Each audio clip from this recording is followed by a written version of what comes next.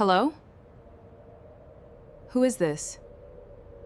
You don't know who you're dating. Who is this? You should ask him about the bet.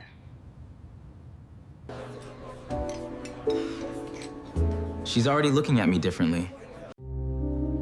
You think she'll fall for you that quickly? 2 weeks. That's all I need. You won. So every moment was a game. Was it true?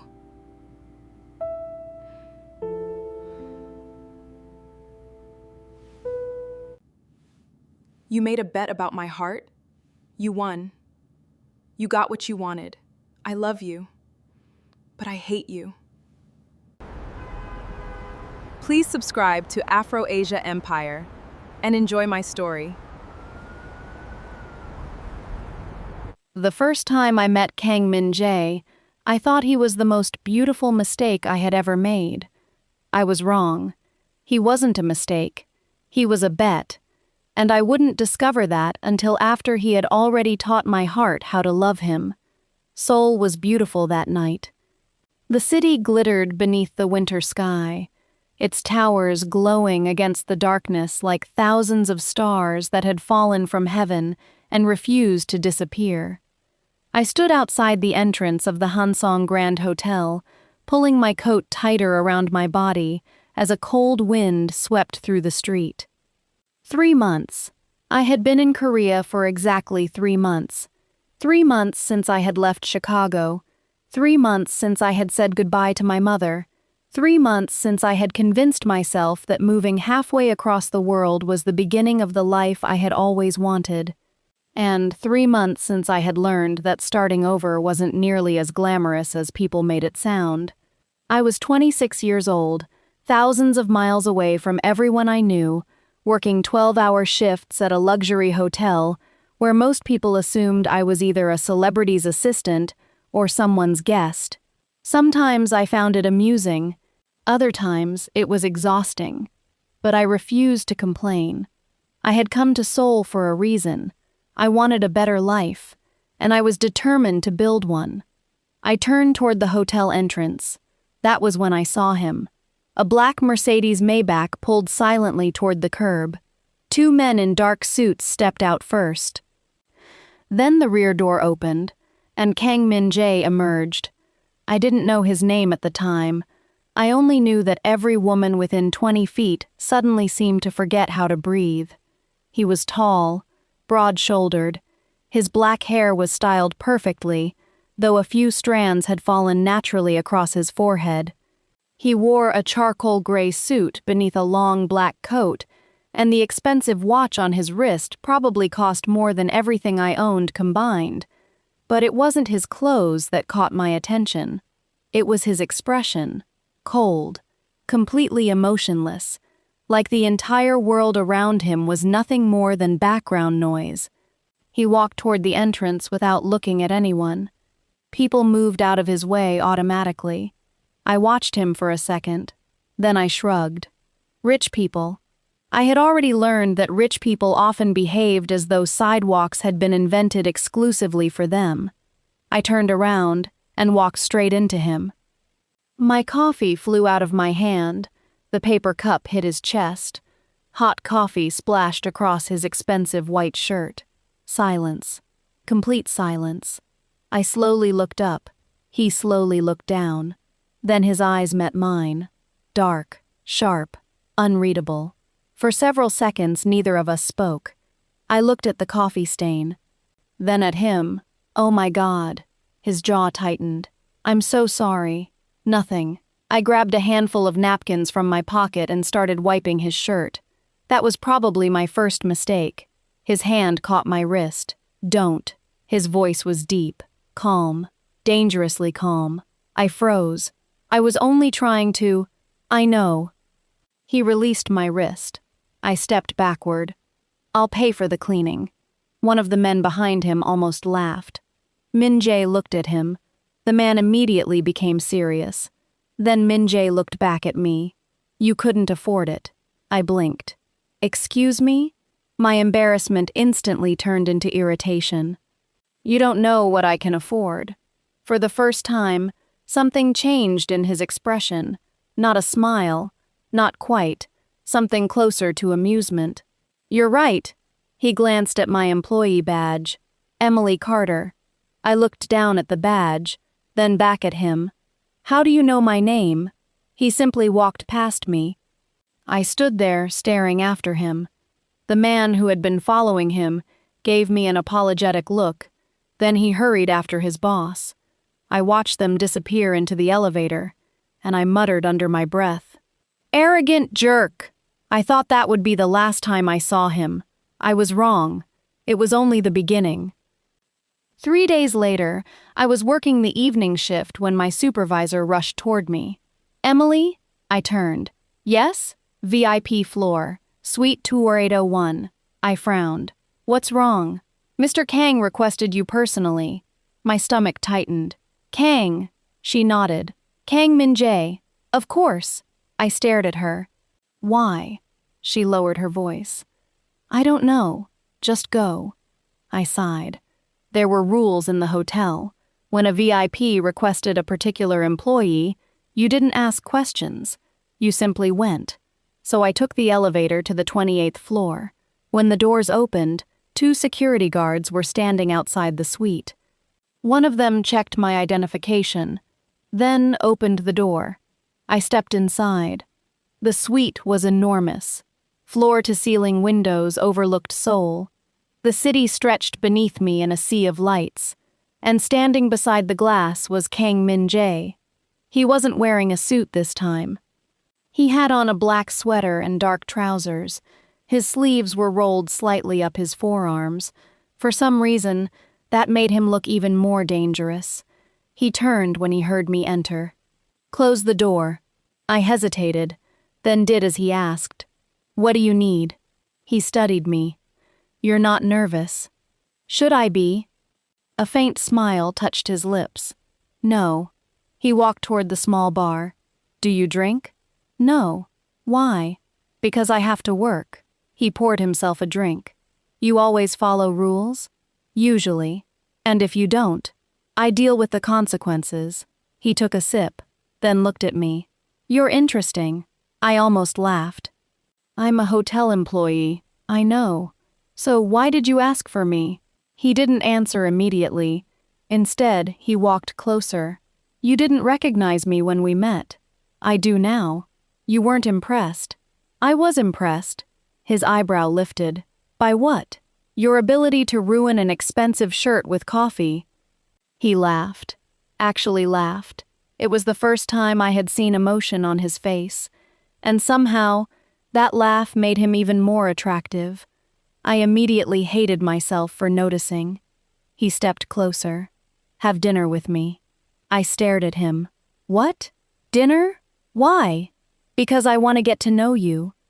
I folded my arms. "You don't even know me." "That's why I want to." I studied him carefully. Something about the situation felt strange. This man was clearly wealthy, powerful, probably surrounded by beautiful women every day. So why was he interested in me? "I don't date guests," I said. "You wouldn't be dating me." "Then what would we be doing?" "Dinner." "That sounds suspiciously like a date." He smiled. "Maybe it is." I shook my head. "No." His smile disappeared. "Why?" "Because I don't trust men who are used to getting whatever they want." He stared at me for several seconds. Then something happened that I didn't expect. He nodded. "Fair enough." I turned toward the door. "Good night, Mr. Kang." "Min-jae." I stopped. "My name is Min-jae." I looked over my shoulder. "Good night, Min-jae." Then I left. Behind that closed door, Min-jae remained standing in the middle of the suite. And for the first time in years, he looked genuinely interested in someone. But what I didn't know was that he wasn't alone. In the private lounge connected to the suite, 3 of his closest friends had been watching the entire exchange through the security monitor. One of them burst out laughing. "You're actually serious?" Min-jae walked into the lounge. "About what?" "Her." Another man leaned back in his chair. You said you'd make her fall for you. Min Jae's expression changed. Did I? You absolutely did. A bottle of expensive whiskey was placed on the table. One of the men grinned. You have 2 weeks. Min Jae looked at the screen showing me walking down the hallway. 2 weeks. That was the challenge. Make Emily Carter fall in love with him. The others laughed. One of them pushed a black credit card across the table. If she says, I love you first, the car is yours. Min Jae stared at the card. Then at my disappearing figure on the monitor. A slow smile appeared on his face. Deal. The men raised their glasses. To Emily. Min Jae lifted his glass. To the easiest bet I've ever made. He had no idea how wrong he was. Because somewhere down that hallway, I was walking back to work believing I had just met an arrogant, mysterious Korean businessman. I had no idea that he had just made a bet over my heart, and I certainly didn't know that the man behind that bet was the son of one of the most feared men in Seoul, Kang Tae-Hyun. The Korean Mafia boss, a man whose name could silence an entire room, a man I would eventually meet, a man who would eventually become the greatest love of my life. But that night, I knew none of that.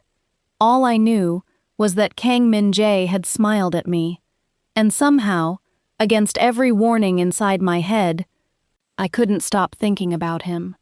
Take a perfect sit and subscribe to the channel as we dive fully in. Part 2, The Man I Wasn't Supposed to Trust. For the next 3 days, Kang Min Jae disappeared. I told myself I didn't care. I really did. At least, that's what I kept telling myself. I went to work. I came home. I cooked. I called my mother. I answered emails. I lived my ordinary little life. But every night, just before I fell asleep, my mind betrayed me. I remembered his eyes, his voice, the way he had looked at me when I told him I didn't trust men who were used to getting whatever they wanted. And most irritating of all, I remembered his smile. I hated that smile. Because every time I remembered it, I smiled too. On the 4th morning, I walked into the hotel lobby and found a bouquet of white roses sitting behind the reception desk. My name was written on the card, Emily Carter. I stared at it. Who sent these? The receptionist smiled. A gentleman. Which gentleman? She pointed toward the entrance. I turned, and there he was, Kang Min Jae, standing beside the revolving doors, black coat, dark trousers, hands in his pockets, watching me. I sighed. Of course. I walked toward him. You sent flowers? Yes. Why? Because I wanted to. I looked down at the roses. They're beautiful.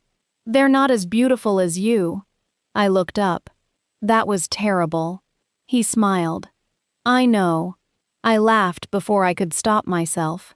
His eyes softened, and for a moment, neither of us said anything. Then he held out a small paper bag. I brought you breakfast. I stared at it. You brought me breakfast? You said you skip breakfast when you're working. I frowned. I said that once. I remember things. I took the bag. Inside was a warm breakfast sandwich and a small cup of coffee. Exactly the way I liked it. No sugar. A little milk. I looked at him. How did you know? He shrugged. I pay attention. That sentence stayed with me. I didn't know why. Maybe because I wasn't used to people paying attention. Not really. Most people listened just long enough to respond. Min Jae listened to remember. And that was dangerous. Because attention can feel a lot like affection when you're lonely. That evening, he took me to dinner. Not a restaurant. A small, traditional Korean place, hidden down a quiet street. There were no photographers, no luxury cars parked outside. No crowds, just a tiny restaurant with warm yellow lights and elderly women working behind the counter. I looked at him. I thought you were rich. I am. Then why are we eating here? Because the food is good. He pulled out my chair. I sat down. You're different tonight. How? Less arrogant. He smiled. Give me time. I laughed. We spent almost 2 hours talking. He asked about my family, my childhood, why I came to Korea, what I wanted from life. I told him about my mother, about growing up with very little, about studying business because I wanted to build something of my own one day. He listened quietly. Then he asked, "Do you believe people can change?" I looked at him. "Why are you asking? Just answer." I thought for a moment. "Yes." "Why?" "Because I've changed." He looked down at the table. "And do you believe people deserve second chances?" "Sometimes." "What determines that?" "What they do with the first chance." His eyes met mine. For a moment, his expression became strangely serious. Then he smiled. "You're very difficult. I've been told. I like it." My heart skipped. I immediately looked away. I didn't want him to see, but he did. Of course he did. After dinner, we walked through the streets. It was cold. I rubbed my hands together. Without saying anything, Min-jae removed his coat. "Here. I don't need it. You're freezing. I'll survive." He draped it around my shoulders anyway. The coat smelled like him. Something clean. Something expensive. Something that made my heart beat faster. We walked in silence. Then he said, "Emily." "Yes? Do you regret meeting me?" I looked at him. "No." He smiled. "Good. Why?" "Because I don't regret meeting you either." I smiled. And that was the first moment I realized I was in trouble. Not because I liked him, because I was beginning to trust him. The following weeks changed everything. Min-jae became part of my daily life. He would appear outside the hotel after my shift. Sometimes he brought food. Sometimes he simply wanted to walk with me. He learned my favorite places in Seoul. He remembered which desserts I liked. He sent me messages when I got home. "Good morning. Did you eat? Don't work too late. Get some sleep." Little things, small things, things that shouldn't have mattered. But they did. I started looking forward to his messages. I started checking my phone when I heard it vibrate. I started smiling whenever his name appeared. And eventually, I stopped pretending I wasn't falling. One evening, we sat beside the Han River. The city lights reflected on the water. I had my knees pulled against my chest, while Min-jae sat beside me. He was unusually quiet. "What's wrong?" "Nothing. You've been staring at the water for 10 minutes. "I'm thinking." "About." He turned toward me. "You." My heart skipped. "Me?" "Yes." "What about me?" He looked at me for a long moment. Then he reached for my hand. His fingers slowly intertwined with mine. "I think I'm falling for you." I stopped breathing. The world seemed to become completely silent. I stared at him. "Min-jae, I know." "No, you don't." "I do." I swallowed. "You barely know me." "I know enough." His thumb brushed against the back of my hand. "I know you pretend you're stronger than you feel." My eyes widened. "I know you call your mother every Sunday." I stared at him. "I know you hate thunderstorms." "How do you know that?" "You told me." "I did?" He smiled. "You talk a lot." I laughed. Then his expression became serious again. "I know you don't trust easily." He leaned closer. "And I know I'm asking you to trust me." I didn't know what to say, so I simply whispered, "I do." His eyes softened. "Do you?" I nodded. "I trust you." He leaned forward and kissed me. It wasn't aggressive. It wasn't rushed. It was slow, careful, almost tender. When he pulled away, I was breathless. He rested his forehead against mine and whispered, "I'm glad." I closed my eyes. I didn't know that somewhere else in Seoul, 3 men were celebrating because their friend was winning the bet. And I didn't know that every kiss I believed was real was being counted toward a prize. One night, Min-jae brought me to a private event. I wasn't sure why. He told me it was a family gathering. I should have realized something was strange when we arrived. There were black cars everywhere. Men in dark suits stood around the property. Security cameras covered almost every entrance.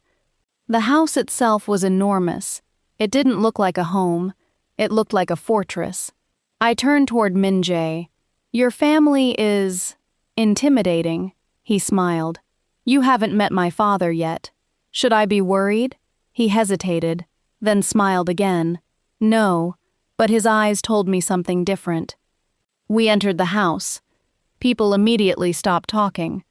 Every person in the room looked at me, not because I was beautiful, because I was unfamiliar. A black woman standing beside Kang Min-jae. Whispers followed us. Min-jae's hand tightened around mine. "Stay close to me." "Why?" "Because I said so." I gave him a look. He sighed. "Please." That word changed everything, so I stayed beside him. We walked through a hallway. Then the doors at the end opened, and I saw him. Kang Tae-Hyun, Min-jae's father. He sat alone at the end of a long table. He was older than I expected, probably in his early 50s. Silver touched his black hair. He wore a perfectly tailored black suit. No visible jewelry. No flashy accessories. He didn't need them. Power seemed to follow him naturally. His eyes moved from his son to me and stopped. The entire room became silent. Tae-Hyun stared at me for several seconds. Then he looked at Min-jae. His expression hardened. "What is she doing here?" Min-jae's grip tightened around my hand. "She is with me." His father's eyes returned to me, and something about the way he looked at me made my stomach tighten. Not lust, not anger. Something else. Recognition. As though he had just realized something important. Then Tae-Hyun spoke. "What's your name?" I swallowed. "Emily." He studied me. "Emily what?" "Emily Carter." For some reason, the room became even quieter. Tae-Hyun leaned back in his chair. Then he looked at his son. "Interesting." Min-jae frowned. "What?" His father didn't answer. Instead, he looked at me again, and for the first time that night, I saw something crack through his cold expression. Concern. He stood, walked toward us, and stopped directly in front of me. His voice dropped. "Emily Carter, yes?" "Whatever my son has told you about this family." He paused. "Don't believe all of it." Min-jae's face went pale. "Father." Tae-Hyun looked at him, and the warmth disappeared from his expression. "Because my son has always been very good at pretending." I looked between them, confused, uneasy. And suddenly, for the first time since I had met Min-jae, I wondered whether the man I had fallen in love with was hiding something from me. Something big, something dangerous, something that could destroy everything. And somewhere inside that beautiful mansion, behind a closed door, the truth about the bet was waiting. Part 3. The secret behind his smile. I didn't sleep that night. Not properly. Every time I closed my eyes, I heard Kang Tae-Hyun's voice. "Whatever my son has told you about this family, don't believe all of it." I lay in bed staring at the ceiling. Outside my apartment window, Seoul continued moving. Cars passed. People laughed somewhere below. A train rumbled in the distance. The city didn't care that my entire understanding of the man I loved had suddenly become uncertain. I reached for my phone. There was a message from Min-jae. "Are you home?" I stared at the screen. Another message appeared. "I'm sorry about my father." Then, "He shouldn't have spoken to you like that." I typed a response. "I'm okay." I deleted it. Typed again. What did he mean? I stared at those words for several seconds, then deleted them too. Finally, I wrote, "I'm tired. Good night." His response came almost immediately. "Good night, Emily." I put the phone down. But something bothered me. His father hadn't looked angry when he warned me. He had looked worried, and somehow that was worse. The next morning, I went to work early. I thought keeping myself busy would make me forget about the previous night. It didn't. At around 11, I was organizing paperwork at the front desk when my supervisor approached. "Emily?" "Yes? There is someone here to see you." I looked toward the lobby. A man stood near the entrance. He was older, probably in his late 40s. Black suit, dark glasses. He looked more like security than a hotel guest. "Who is he?" He didn't give his name. The man removed his glasses, then walked toward me. "Miss Carter?" "Yes. My employer would like to speak with you." "Who is your employer?" He handed me a black envelope. I stared at it. There was no name. Only a small silver emblem stamped into the front. A dragon wrapped around a crown. I looked up. Who sent this? Kang Tae-Hyun. My heart stopped. Why? He would like to have lunch with you. I looked at the envelope, then back at the man. I don't think that's a good idea. He expected you to say that. He reached into his jacket and placed a second card on the desk. His exact words were, "Tell Emily she doesn't have to trust him. She only has to listen." I hesitated, then took the card. The restaurant was on the top floor of a building overlooking the city. It was elegant, quiet, private. There were no other customers. When I entered, Tae-Hyun was sitting alone. He stood when he saw me. That surprised me. "Emily?" "Mr. Kang, please." He gestured toward the chair. "Sit." I sat across from him. He poured tea. I didn't touch mine. He noticed. "You don't trust me. You told me not to trust your son." His expression didn't change. "I told you not to believe everything he says. What's the difference?" "A great deal." I leaned back. "Then tell me the truth." He studied me. "You care about him." It wasn't a question. I didn't answer. He continued. "You're serious about my son." "I don't know." "You do." His voice was calm. "You're already in love with him." I looked away. He was right, and I hated that he could see it. "Why did you bring me here?" "To warn you." "About what?" "My family." I looked at him. "Your family?" "My son was raised in a world where people use affection as a weapon." His eyes became colder. "He has been surrounded by people who lie, manipulate, and betray one another since he was a child. And you think he's like them? I think my son has inherited more of me than I would like." That answer frightened me. "What exactly does your family do?" He remained silent. Then said, "Things that are best left unknown." I almost laughed. "That's not an answer." "No." He looked directly into my eyes. "But it is the safest answer I can give you." I pushed my chair back slightly. "Then why bring me here?" "Because you're different." I frowned. "Different how?" "You don't want my money." "I don't. You don't seem impressed by my name." "I'm not. And you're not afraid of my son." "I probably should be." For the first time, Tae-Hyun smiled. Barely. "You probably should." He looked toward the window. "Emily, if you stay with my son, eventually someone will use you to hurt him." I swallowed.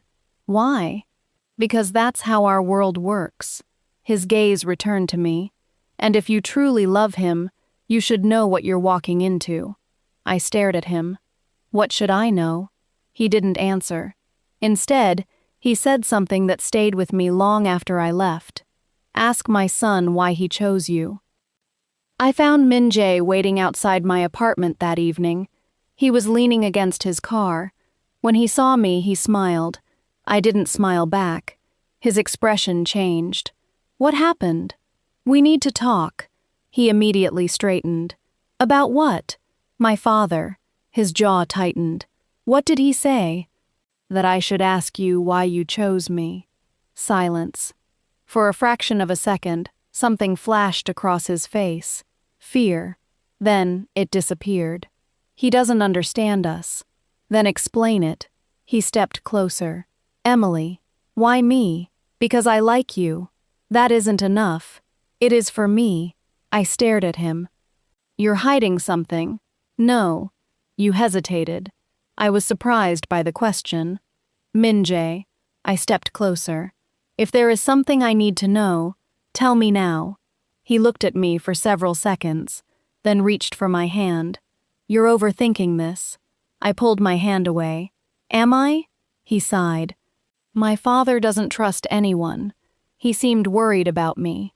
He worries about everything. That isn't true. His eyes narrowed. What do you want me to say? The truth. I've been truthful with you. The words hit me. I wanted to believe him. So badly. And maybe that's why I did. I nodded. Okay. His shoulders relaxed. He pulled me into his arms. I rested my head against his chest. His heartbeat was steady, warm, familiar, and for a moment, the doubts disappeared. Then his phone rang. He glanced at the screen. His entire expression changed. I need to take this. He stepped away. I watched him answer. Yes? His voice became cold. Where? A pause. Don't do anything until I get there. He hung up. I stared at him. What's wrong? Business. At this hour? Yes. He kissed my forehead. I'll see you tomorrow. Then he left. I watched his car disappear down the street, and something inside me whispered that I had just watched a completely different man walk away. Across the city, Min Jae entered a private underground parking garage. 3 men were waiting. One of them was the same man who had laughed when the bet began. You're late! Min Jae threw his keys onto the table. What happened? The man smiled. Nothing. Then why did you call me? We wanted to know how things are going. Min Jae's expression hardened. They're fine. Fine? Yes. Has she said it? Min Jae didn't answer. The man laughed. Don't tell me you're actually falling for her. Min Jae looked at him. Shut up. The laughter stopped. Relax. The man raised his hands. It's just a game. Min Jae stared at him. It stopped being a game. Silence. His friends looked at one another. Then one of them smiled. That's not how bets work. Min Jae stepped forward. I don't care. You should. The man opened a folder. Inside were photographs. Emily entering the hotel. Emily walking beside Min Jae. Emily laughing. Emily holding Min Jae's hand. Then the final photograph. Emily standing beside Kang Tae-Hyun. Min Jae's expression changed. Where did you get that? Your father. Min Jae snatched the photograph. Why is he watching her? His friend leaned back. That's the interesting part. What? He isn't watching her because of you. Min Jae looked at him. Then why? The man smiled. Because your father has never looked at a woman the way he's looking at her. Min Jae's face went pale. Don't. You know what your father is like. Don't talk about him. I'm just saying. Min Jae grabbed him by the collar. I said don't. The room fell silent. Then Min Jae released him. He looked at the photograph again. Emily, standing beside his father. Something ugly twisted inside his chest. Jealousy, fear, and something he didn't want to admit. He was beginning to realize that the woman he had originally pursued for a stupid bet had become the one person he couldn't bear to lose. The next morning, I woke up to a message. From Min Jae. I need to see you. I stared at it. Then another message arrived. Please, I agreed. We met at a quiet cafe. He looked exhausted. Dark circles surrounded his eyes. His hair was messy. His expensive clothes were wrinkled. He looked less like the untouchable heir I had met weeks earlier. He looked like a man terrified of losing something. He sat across from me. I have something to tell you. My heart began beating faster. What? He reached across the table, took my hand, and stared into my eyes. I love you. I froze. The words I'd secretly wanted to hear. The words I had imagined him saying. The words that should have made me happy. But something felt wrong. I squeezed his hand. Say it again. I love you. I smiled. Tears unexpectedly filled my eyes. I love you too. He closed his eyes. Relief washed over his face. And somewhere inside his pocket, his phone vibrated. A message from one of his friends. She said it. You won. Min-jae looked at the screen, then looked at me, and for the first time since we'd met, he looked ashamed. Because the woman sitting across from him believed she had just confessed her heart to the man she loved. But Min-jae knew the truth. He had just won the bet. And he had never felt more like a loser in his life. Part 4. The night everything changed. I didn't know I had just handed Kang Min-jae the victory he had been waiting for. All I knew was that I was happy.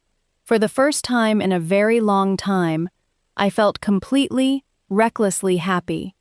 I sat across from him in that little cafe, my hand still resting in his. I love you too, I whispered again. His eyes stayed on mine. There was something strange in his expression, almost pain. I frowned. What's wrong? Nothing. You look sad. He forced a smile. I'm not sad. You are. He squeezed my hand. He stopped. What? I don't want to lose you. My heart softened. You're not going to.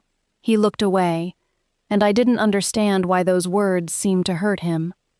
That evening, Min-jae took me somewhere I had never been before, his apartment, not his family home. His private apartment overlooking the Han River. It was beautiful, modern, minimal, almost too perfect.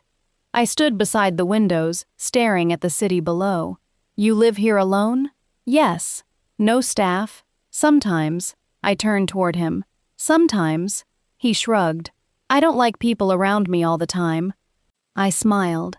That's surprising. Why? You seem like someone who has people following him everywhere. He laughed. Usually. He walked toward me. Except when I'm with you. I looked at him. He stopped inches away. Why do you look at me like that? Like what? Like you're trying to figure me out. Maybe I am. You won't. Why? Because even I don't understand myself. He said it so quietly that I almost missed it. Then he kissed me, and for a while there were no questions, no doubts, no warnings, just us. Over the next few weeks, Min-jae became more affectionate, almost excessively so.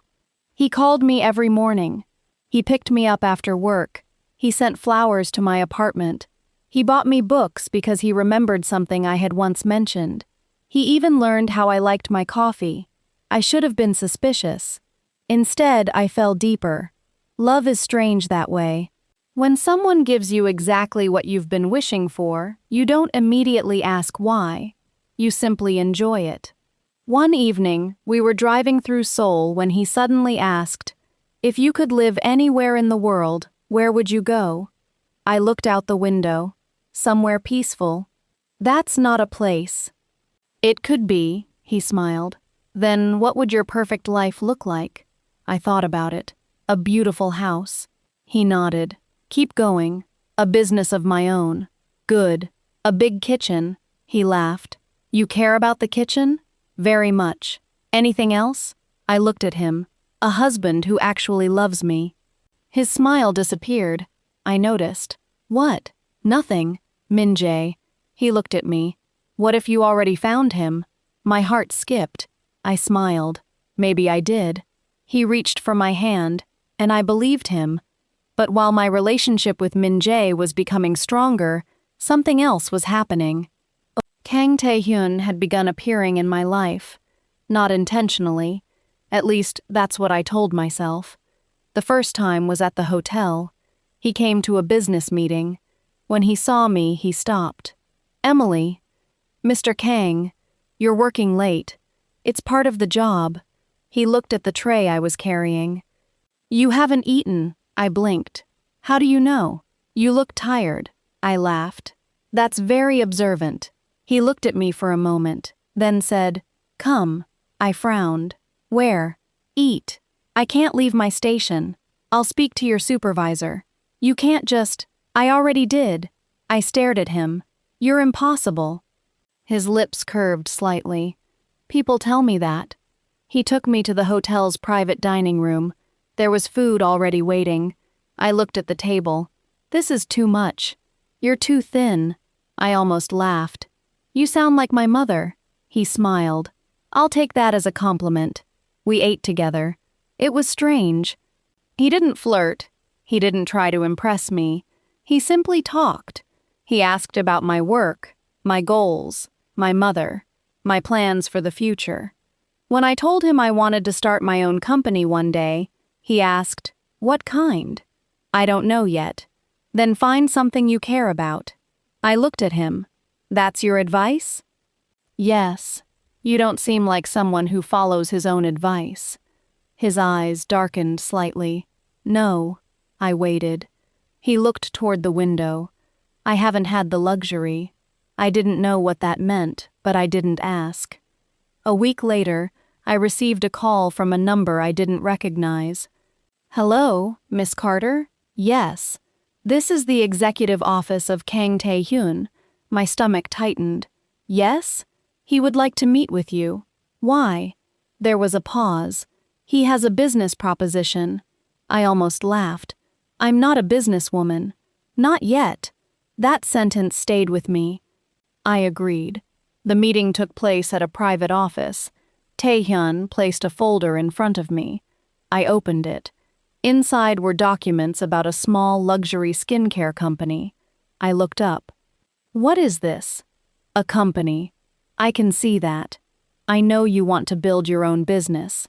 I stared at him. "How do you know?" "I pay attention." The same words Min Jae had used, but somehow they sounded different coming from his father. "You want me to invest?" "No." "Then what?" "I want you to learn." I frowned. "You're offering me an opportunity to work with one of my companies. Temporarily." "Why?" "Because you're capable." I shook my head. "This doesn't make sense." "It doesn't have to." He leaned back. "Sometimes people are given opportunities because someone sees potential in them." I looked down at the folder. It was the kind of opportunity I had dreamed about. Business training. Access to executives. Investment knowledge. A chance to learn how a major company operated. But there was one problem. I can't accept this. "Why?" "Because I'm dating your son." His expression changed. "Barely." "I know. And I don't want you thinking I'm using him to get ahead. I don't think that." "How can you be sure?" "Because I know my son." Something about the way he said that made me uncomfortable. I closed the folder. "I'll think about it." He nodded. "That's all I ask." That night, I told Min Jae. He was silent. "You're upset." "No. You are." He looked at me.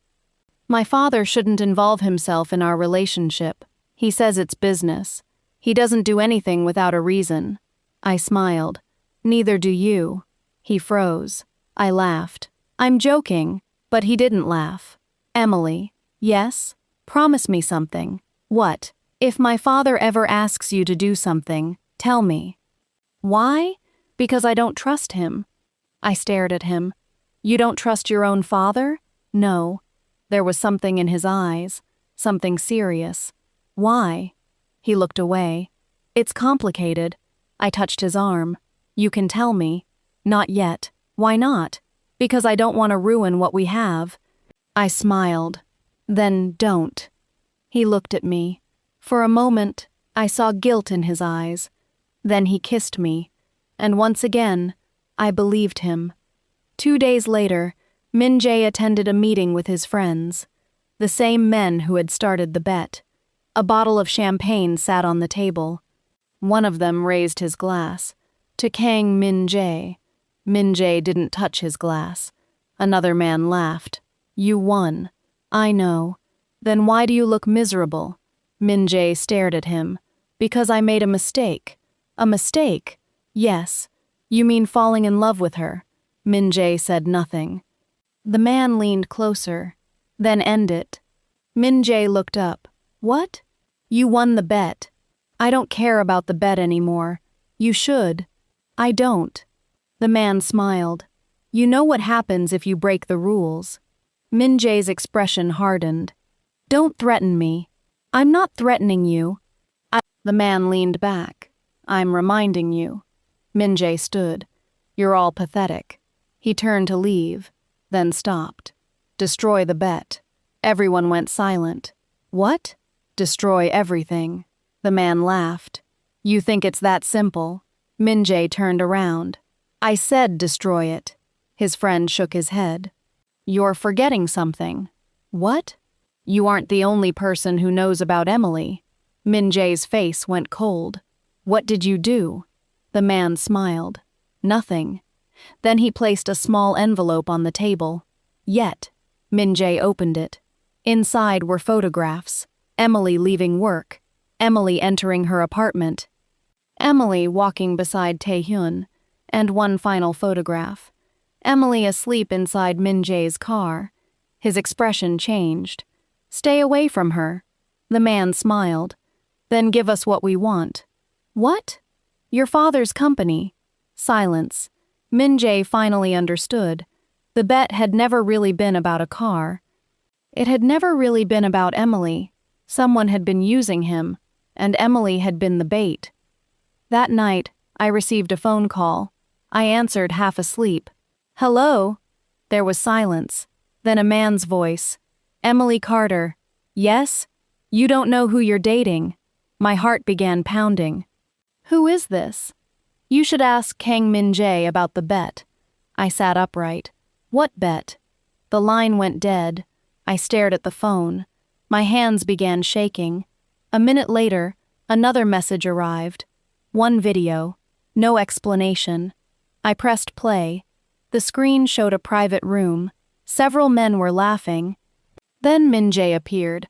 I heard his voice. 2 weeks? Someone asked. You think she'll fall for you that quickly? Min-jae laughed. She's already looking at me differently. The men laughed. Then one of them raised a glass. To Emily Carter. The video ended. I sat completely still. My heart stopped. I watched it again, and again, and again. Every word, every laugh, every moment. The man I loved, the man I trusted, the man who had told me he loved me, had been playing a game. I pressed my hand against my mouth. Tears filled my eyes. Then my phone rang. Min-jae. I stared at his name. The same name that had once made me smile, now it made me sick. I answered. Neither of us spoke. Finally, he said, Emily? My voice broke. Was it true? Silence. That silence was my answer. I closed my eyes. You made a bet about me. Emily, please. You made a bet about my heart. I can explain. No. My voice became steadier. You don't get to explain. Please listen to me. You won. He stopped. You got what you wanted. Emily, I love you. My voice cracked. But I hate you. Then I hung up. And for the first time since I came to Korea, I cried until there was nothing left inside me. But I didn't know that my heartbreak was about to become something much more dangerous, because the next morning, I was going to meet Kang Tae-Hyun, and this time, I wasn't going to meet him as his son's girlfriend. I was going to meet him as the woman his son had betrayed. Part 5. The woman he threw away. I didn't sleep, not even for a minute. I sat on the floor of my apartment until sunrise, staring at the same video on my phone. Min-jae laughing, his friends laughing, my name being used as entertainment. 2 weeks. That was all I had apparently been worth. 2 weeks of pretending to care. 2 weeks of flowers. 2 weeks of kisses. 2 weeks of whispered promises. 2 weeks of making me believe that I was special. I thought about every moment we had shared. The first coffee, the roses, the little restaurant, the Han River, his coat around my shoulders. The night he told me he loved me, and suddenly, all of those beautiful memories became weapons. Every sweet word had a hidden meaning. Every smile had a price. Every kiss had been part of a game.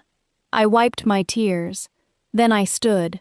I walked into my bathroom and looked at myself in the mirror.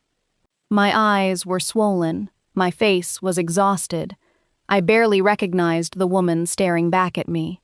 "Get yourself together, Emily." My voice shook, but I said it again. "Get yourself together."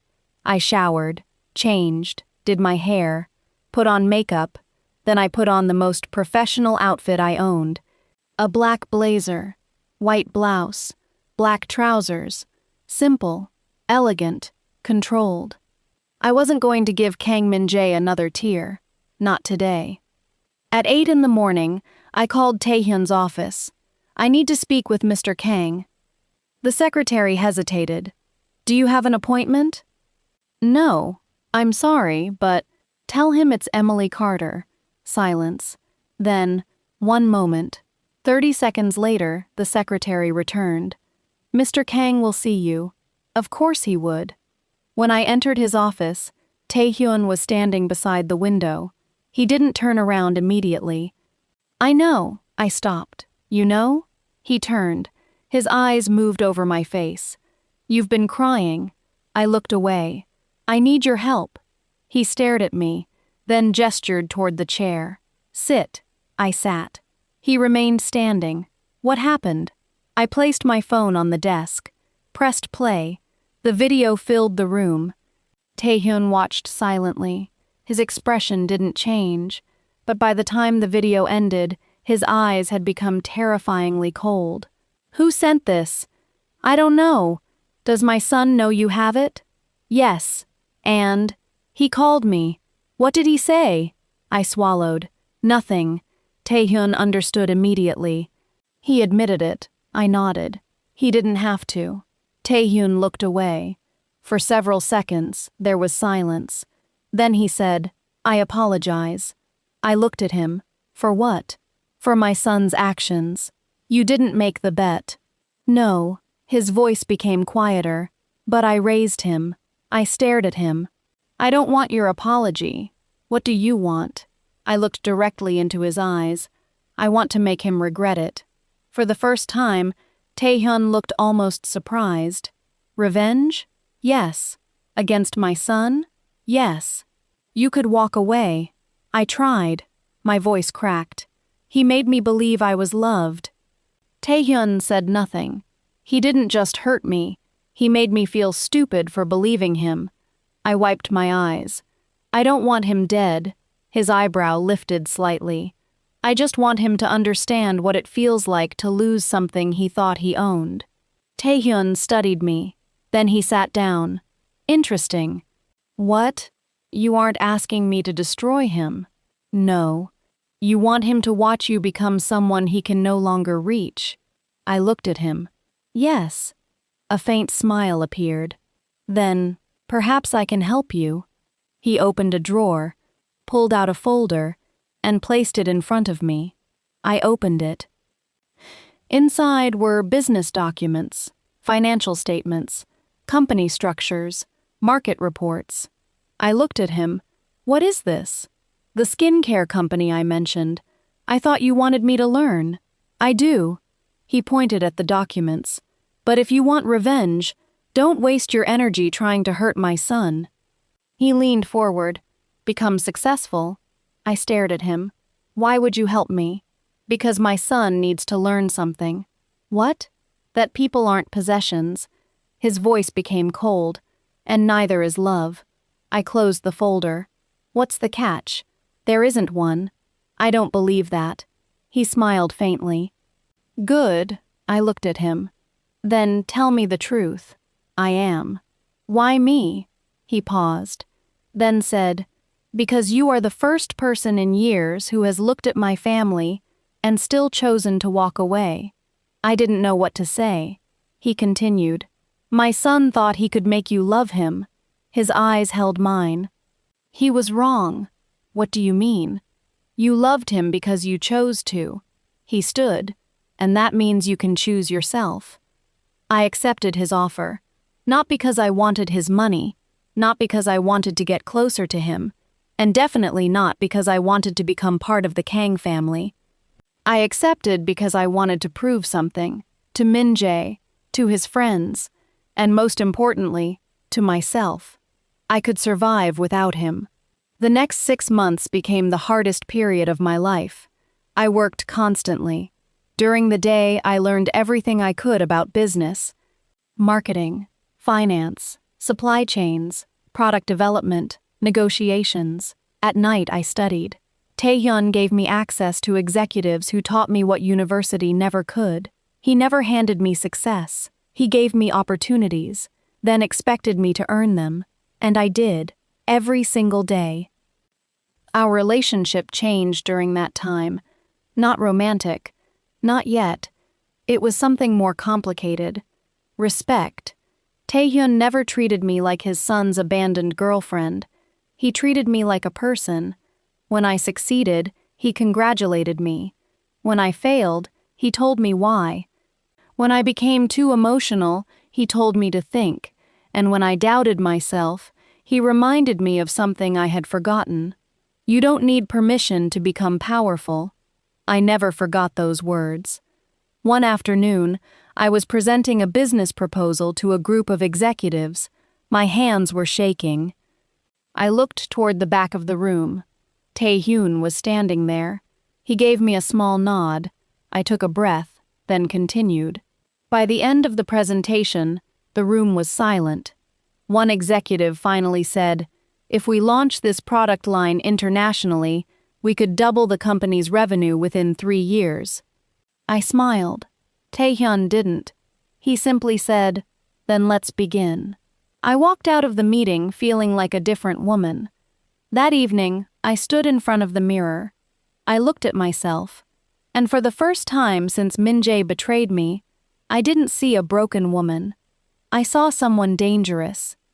Not because I wanted revenge, because I no longer needed anyone's approval. Meanwhile, Min-jae was falling apart. He called me every day. I blocked his number. He sent flowers. I returned them. He came to my apartment. I refused to open the door. He waited outside the hotel. I walked past him. He apologized. I said nothing. Eventually he stopped, but he never moved on. Because every time he saw me, I looked different. I was no longer the woman who had looked at him with love. I was confident, focused, successful, and worse, I was becoming close to his father.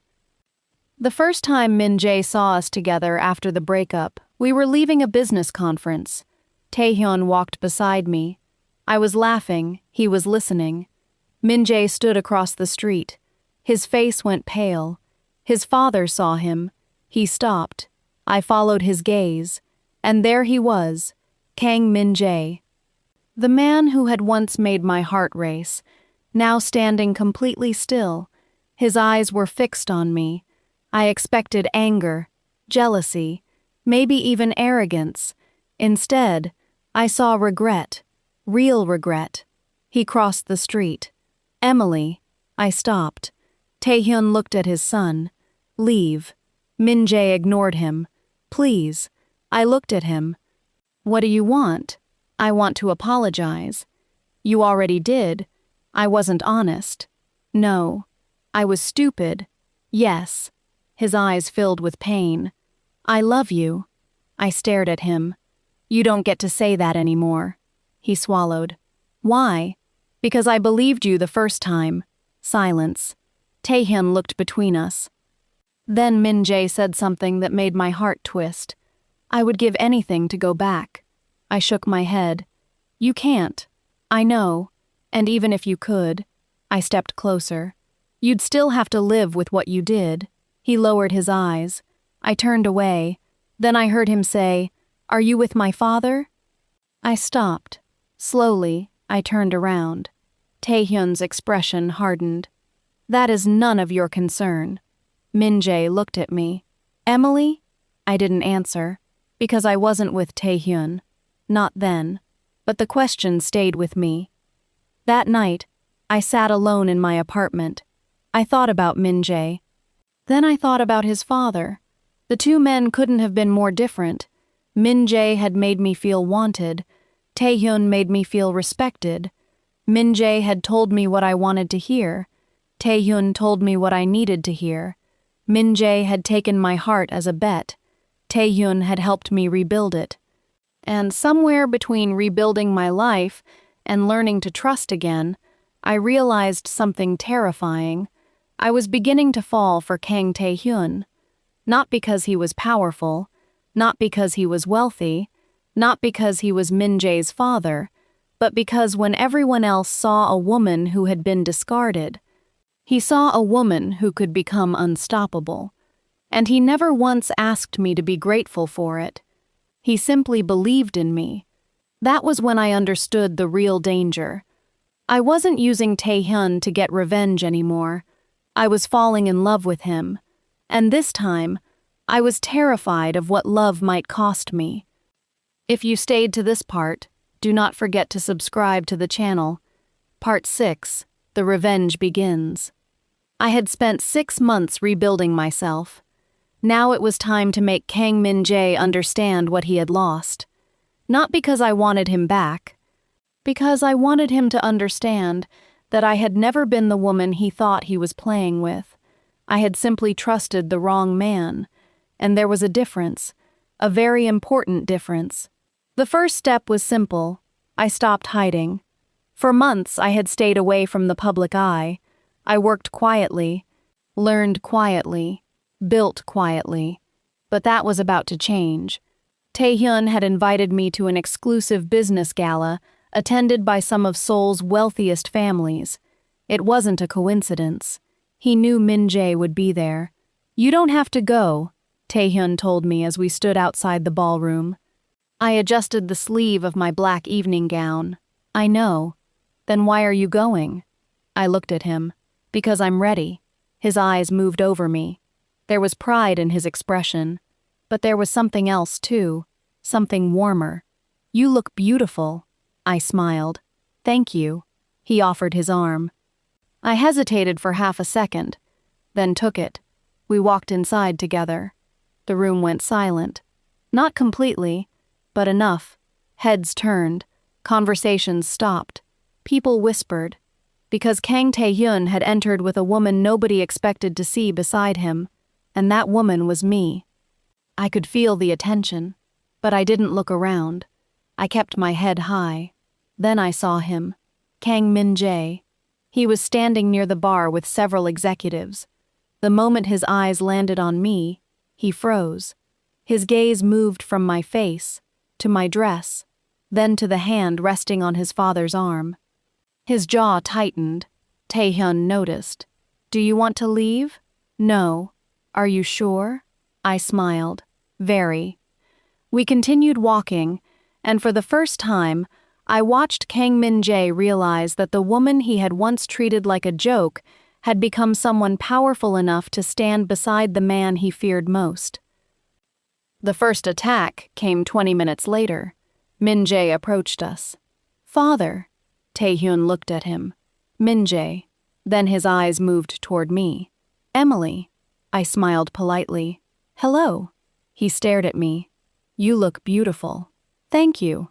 His gaze shifted toward his father. "Can I speak with her?" "No."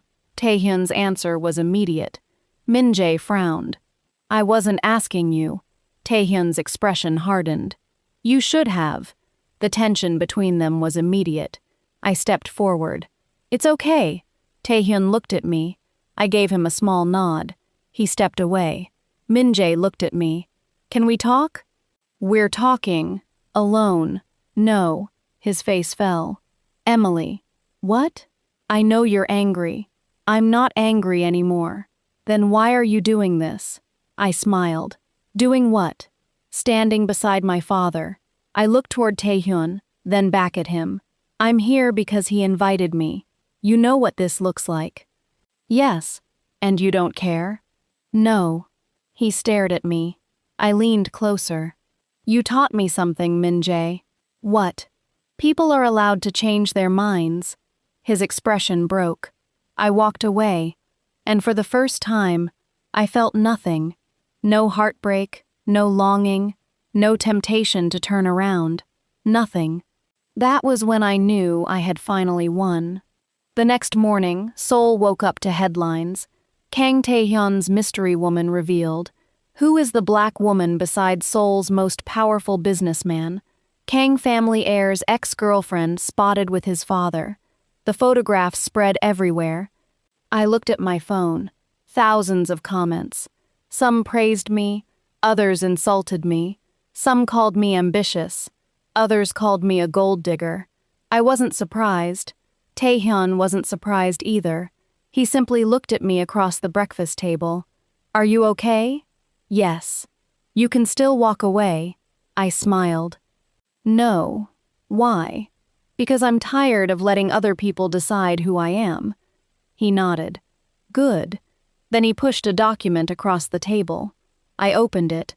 It was a proposal. A major international expansion project. My name was listed as the project director. I looked at him. You're giving me this? No.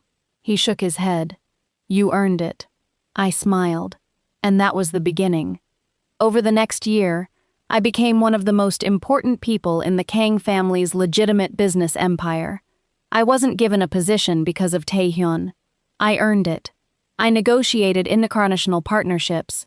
I rebuilt struggling divisions. I launched a new luxury skincare brand. Within 8 months, it became one of the company's fastest-growing products. The media began calling me the Black Rose of Seoul. I hated the nickname. Tae-Hyun secretly loved it. You should use it. No. Why? Because it sounds dramatic. He smiled. You are dramatic. I stared at him. You're becoming funny. Don't tell anyone. I laughed, and that laugh became one of Tae-Hyun's favorite sounds. Meanwhile, Min-jae's life began changing. Not because I attacked him, because I stopped protecting him. Before the breakup, I had defended him whenever people questioned his behavior. I had told people he wasn't arrogant, that he wasn't cruel, that he had a good heart.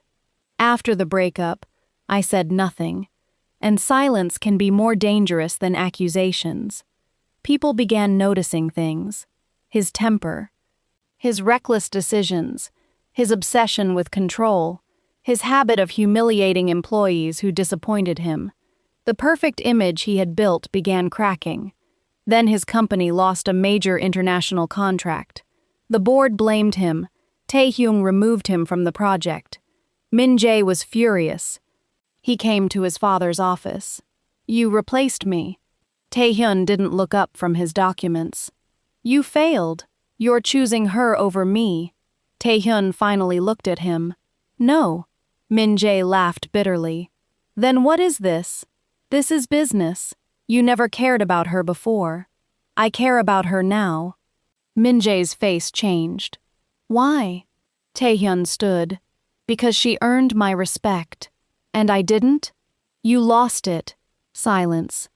Min-jae looked devastated. Then he said quietly, She was supposed to be mine. Tae-Hyun's expression became ice cold. She was never yours. Those words destroyed something inside Min-jae. But my revenge wasn't finished. There was one thing Min-jae valued more than money, his position as heir. And I knew exactly how to take it from him. Not permanently, not yet. I wanted him to understand what it felt like to watch someone else succeed while he stood helplessly on the outside. Tae-Hyun announced a leadership competition. 3 divisions, 3 executives, 1 future successor. Min-jae believed he would win automatically. He had spent his entire life preparing for that position. But I was placed in charge of one of the competing divisions, the same division everyone believed was destined to fail. Min-jae laughed when he heard, You? I looked at him. Yes. You're competing against me. Yes. You can't be serious. I am. He smiled. Emily, this isn't a game. I stared at him. No. Then I smiled. It isn't. The competition lasted 4 months. Min-jae had the family name. I had results. He had connections. I had strategy. He had confidence. I had something much more dangerous. I had nothing left to lose. By the final month, my division had generated more profit than Min Jae's. The board was shocked, the media was fascinated, and Min Jae was furious. Then came the final presentation. The entire executive board sat around the table. Tae-Hyun sat at the head. I stood at the front. Min Jae stood beside me. The final numbers appeared on the screen. My division had exceeded its target by 43%. Min Jae's had missed its target. Silence. Tae-Hyun looked around the table, then said, "The decision is obvious." Min Jae looked at me. His face was pale. I didn't smile. I didn't celebrate. I simply stood there. Tae-Hyun turned toward me. "Emily will oversee the international division." The room erupted in whispers. Min Jae stared at his father. "You're giving her my division?" "No." Tae-Hyun's voice was calm. "I'm giving her the division she earned." Min Jae's hands curled into fists. "You're making her my superior." Tae-Hyun looked at him. "No." He paused. "I'm making her your equal." Then he turned toward me. "Unless you want more." I looked at him. For a second, neither of us spoke. Then I smiled. "Yes." Tae-Hyun's eyes softened. "Then we'll build something bigger." That night, I stood alone on the balcony of the Kang residence. Seoul glittered below me. I had everything I once thought I wanted. Success, power, respect, and revenge. But as I stood there, I realized something uncomfortable. I didn't feel happy because Min Jae had lost. I felt happy because I had won. There was a difference. The door behind me opened. I didn't turn around. "I thought you might be here." Tae-Hyun's voice. I smiled. "Why?" "Because you always come here when you're thinking." He stood beside me. For several seconds we watched the city together. Then he said, "You've changed." I looked at him. "So have you." He smiled. "I don't think so." "You have." "How?" "You smile more." He looked at me. "Only around you." My heart skipped. I looked away. Neither of us spoke. Then Tae-Hyun reached for my hand, slowly, giving me every opportunity to pull away. I didn't. His fingers intertwined with mine. "Emily." "Yes? I need to tell you something." I looked at him. He hesitated, then said, "I don't think what I feel for you is because you're my son's ex-girlfriend." My heartbeat became faster. "I know." His eyes searched mine. "You know?" "Yes." "Since when?" I smiled. "Maybe longer than you think." He stepped closer. "Then why haven't you said anything?" "Because I'm afraid." "Of me?" "No." I looked into his eyes. "Of what happens if I love you." His expression softened. "Then we'll face it together." Before I could answer, a sound came from behind us. A door slamming. We turned. Min Jae stood at the entrance. He had heard everything. His eyes moved from his father to me, then to our intertwined hands. For a long moment, nobody spoke. Then he whispered, "You really chose her." Tae-Hyun's expression hardened. "She isn't something to choose." Min Jae laughed bitterly. "You don't understand." He looked at me. "I lost everything because of you." I stared at him. "No, Min Jae." My voice was calm. "You lost everything because you thought my heart was something you could gamble with." His face fell. I stepped closer. "And now you're finally learning what it feels like to lose." Min Jae stared at me. Then his eyes changed. The regret disappeared. The sadness disappeared. Something darker replaced them. Hatred. He turned around and walked away. I watched him disappear into the house. Tae-Hyun squeezed my hand. "Emily." I looked at him. "What?" His expression was serious. "This isn't over." I knew, because revenge had changed everything. And somewhere in the darkness beyond the Kang estate, someone was already planning the next move. But this time, they weren't coming for Min Jae. They were coming for me. Part 7. The Price of Becoming Powerful. The night Min Jae walked away from us, I thought the worst was over. I was wrong. The next morning, everything changed. At 6:17 a.m., my phone rang. I almost ignored it. Then I saw the name, Tae-Hyun. I answered immediately. "Hello, Emily." His voice was different, cold, controlled. "Where are you?" "At home." "Stay there." I sat upright. "Why?" "Do not leave your apartment." What happened? Silence. Then he said, "Someone tried to kill my son." My heart stopped. "Min-jae?" "Yes." "Is he alive?" "Yes." I exhaled. "Is he badly hurt?" "He was shot." My hand went to my mouth. "Where?" "His shoulder." I closed my eyes. Despite everything he had done, despite everything I had told myself, he was still someone I had once loved. Is he going to be okay? Yes. Then why are you telling me to stay home? Because the people who attacked him weren't trying to kill him. I frowned. What do you mean? They were sending a message. A cold feeling moved through my stomach. To you? No. His voice became quieter. To me. 3 hours later, I was sitting in a private room at a hospital. Tae-Hyun stood beside the window. His back was toward me. Min-jae was unconscious in the bed. There was a bandage around his shoulder. Machines beeped quietly beside him. I stared at him. He looked different, without his confidence, without his expensive suit, without that arrogant expression. He looked almost young, almost vulnerable, and for one terrible second, I remembered the man I had fallen in love with. Then I remembered the video, the bet, the humiliation. I pushed those memories away. Tae-Hyun turned toward me.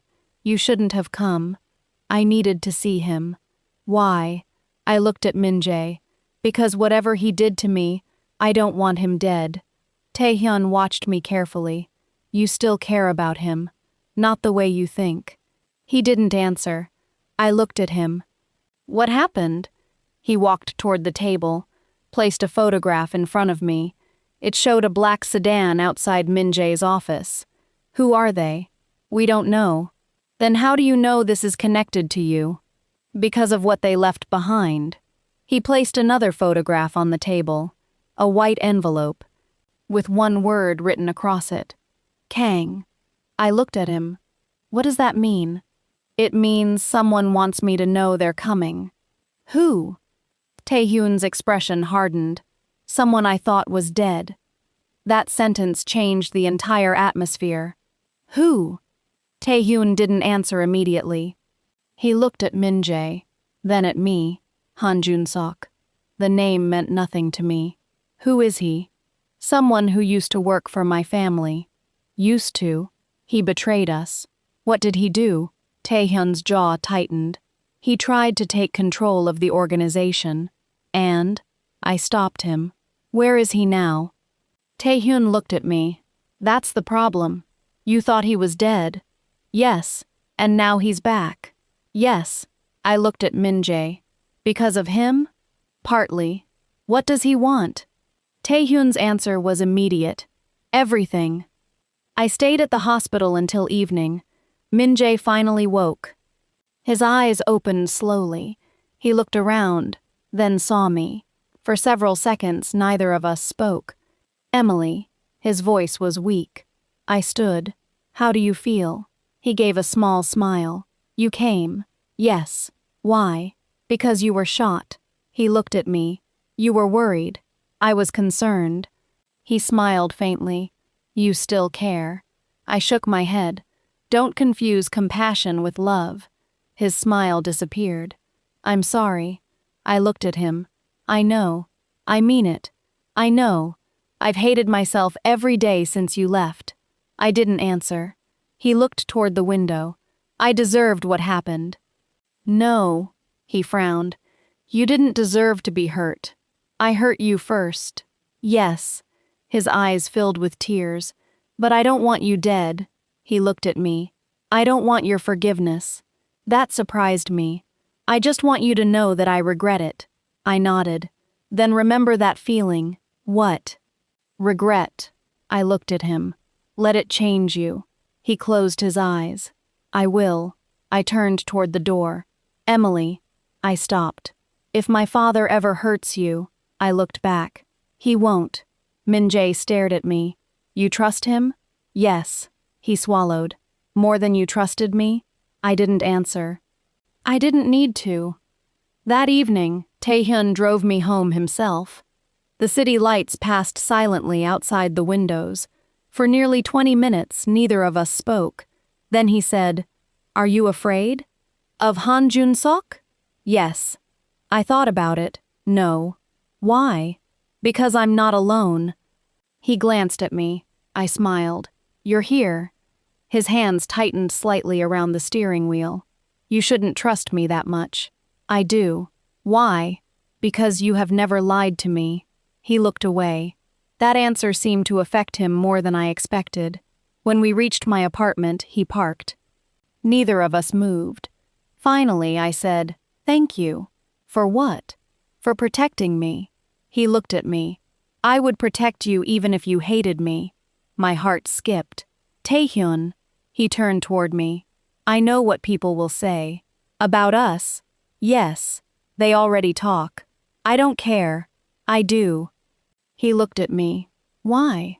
"Because you're my son's father. And you're no longer his." I froze. His eyes softened. "You don't belong to anyone." I looked down. Then he reached for my hand. "I don't want to rush you." "I know. I don't want you to feel like you're with me because of revenge." "I don't." "Then why are you still here?" I looked at him. "Because I love you." Silence.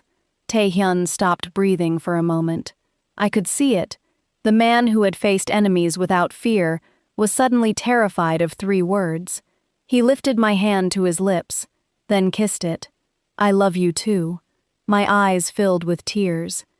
And for the first time, our relationship wasn't about Min-jae. It wasn't about revenge. It wasn't about power. It was simply about us. But happiness never lasted long in the Kang family. 3 days later, Tae-Hyun received a message. He read it once, then again. His face changed.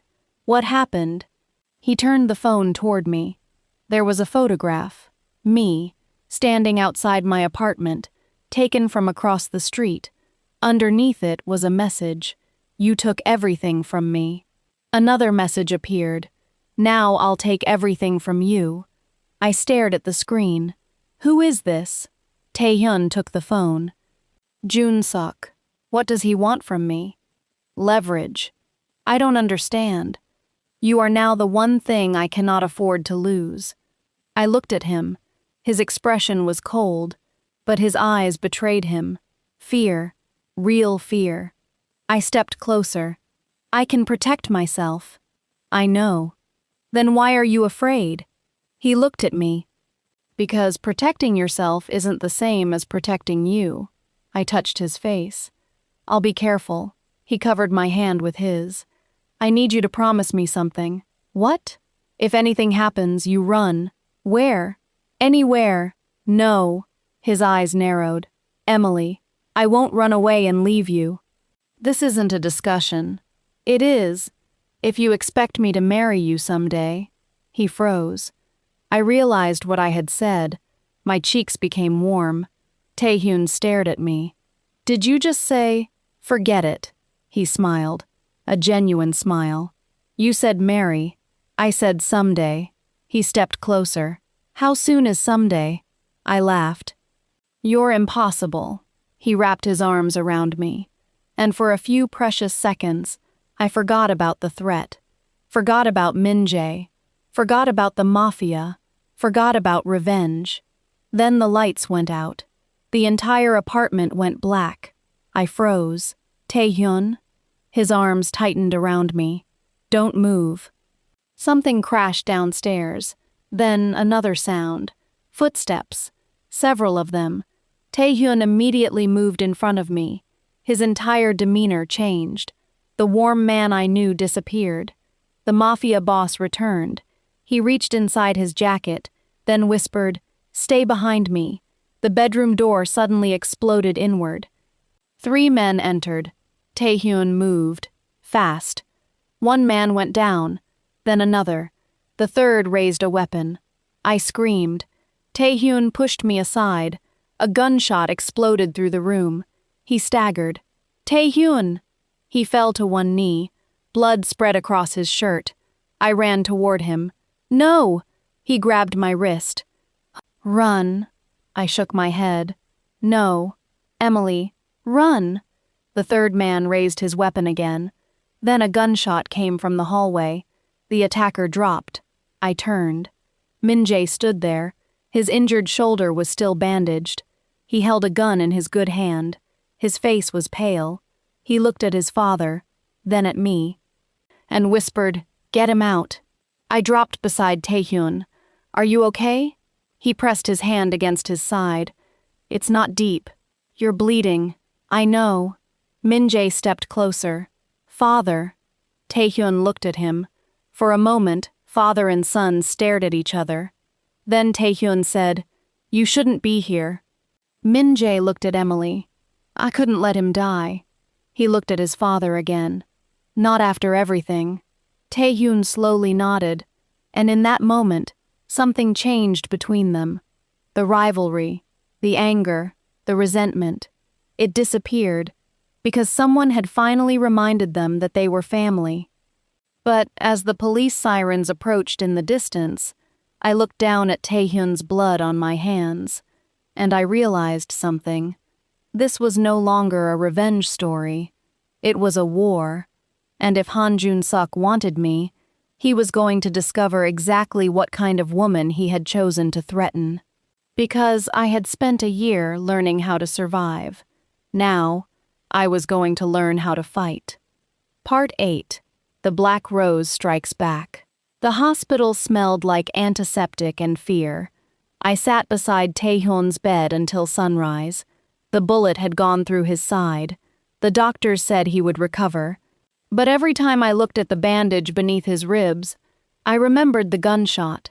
I remembered him falling, and I remembered the man who had fired it, Han Jun-suk. I had spent months believing revenge was about making Min-jae regret hurting me. I was wrong. Revenge wasn't about him anymore. Someone had tried to take the man I loved, and I was done waiting for other people to protect me. At 6 a.m, Tae-Hyun woke. His eyes opened slowly. The first thing he saw was me. "You're still here. Obviously. You should sleep. So should you." He smiled weakly.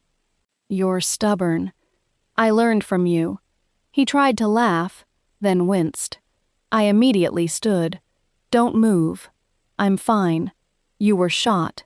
I've survived worse. That doesn't make this okay." He looked at me.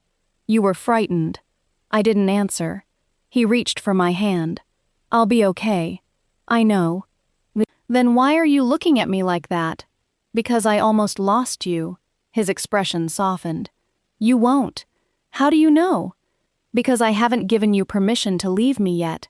I laughed despite myself. Then I leaned down and kissed his forehead. "I love you." His fingers tightened around mine. "I love you too."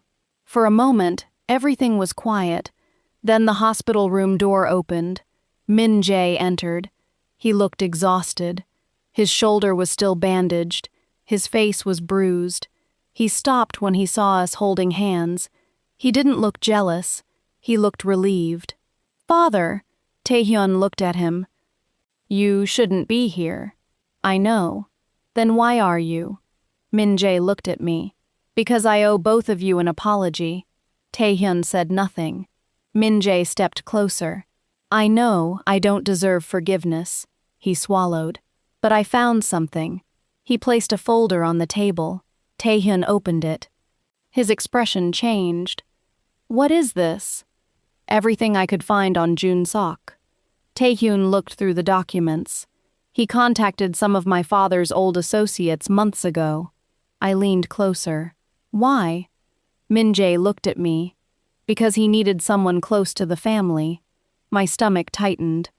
"Who?" Min-jae hesitated, then answered. "Someone inside the company." The next day, Tae-Hyun called an emergency meeting. Every senior executive was present. I sat beside him. Min-jae sat across the table. Nobody spoke. Tae-Hyun placed the documents in front of everyone. Someone inside this company has been working with Han Jun-suk. The room erupted. One executive stood. That's impossible. Tae-Hyun's eyes hardened. Sit! The man immediately obeyed. I looked around the room. 23 people, 23 possible traitors. Tae-Hyun turned toward me. Emily. Yes. I want you to lead the investigation. Several executives looked shocked. One of them protested. With respect, she's not family. Tae-Hyun looked at him. She doesn't need to be. He pointed toward me. She has something none of you have. What? My complete trust. Silence. I felt the weight of those words. Trust. Something Min-jae had destroyed. Something Tae-Hyun had given me, without asking for anything in return. I nodded. I'll do it. I started with the financial records. Not the obvious ones. The small transactions. The forgotten accounts. The shell companies nobody paid attention to. I spent 3 days studying them, 4 nights without proper sleep. Then I found something. A company called Seoul Holdings. It had received millions of dollars through several smaller companies. The transactions were structured to look legitimate, but one detail stood out. The same accountant had approved every payment. I looked at the name, Park Do-hyun, Chief Financial Officer, one of the most trusted men in the Kang organization. I stared at the screen. Impossible. I checked again. Same name, same signature, same approval code. I immediately called Tae-Hyun. I found him. Who? Park Do-hyun. Silence. Then, are you certain? Yes. Don't confront him. I wasn't planning to. Good. He paused. Emily. Yes. Come to my office. When I arrived, Tae-Hyun was standing with Min-jae. I placed the documents on his desk. Do-hyun has been moving money. Min-jae studied the records. He's been working with Jun-suk, most likely. Tae-Hyun looked at me. You did well. I smiled. Thank you. Then Min-jae said something unexpected. You should lead the operation. I looked at him. What? You found him. Tae-Hyun nodded. I agree. I stared at both men. You want me involved? Yes, Tae-Hyun said. Why? Because Jun-suk thinks you're the weakest person in this family. I understood.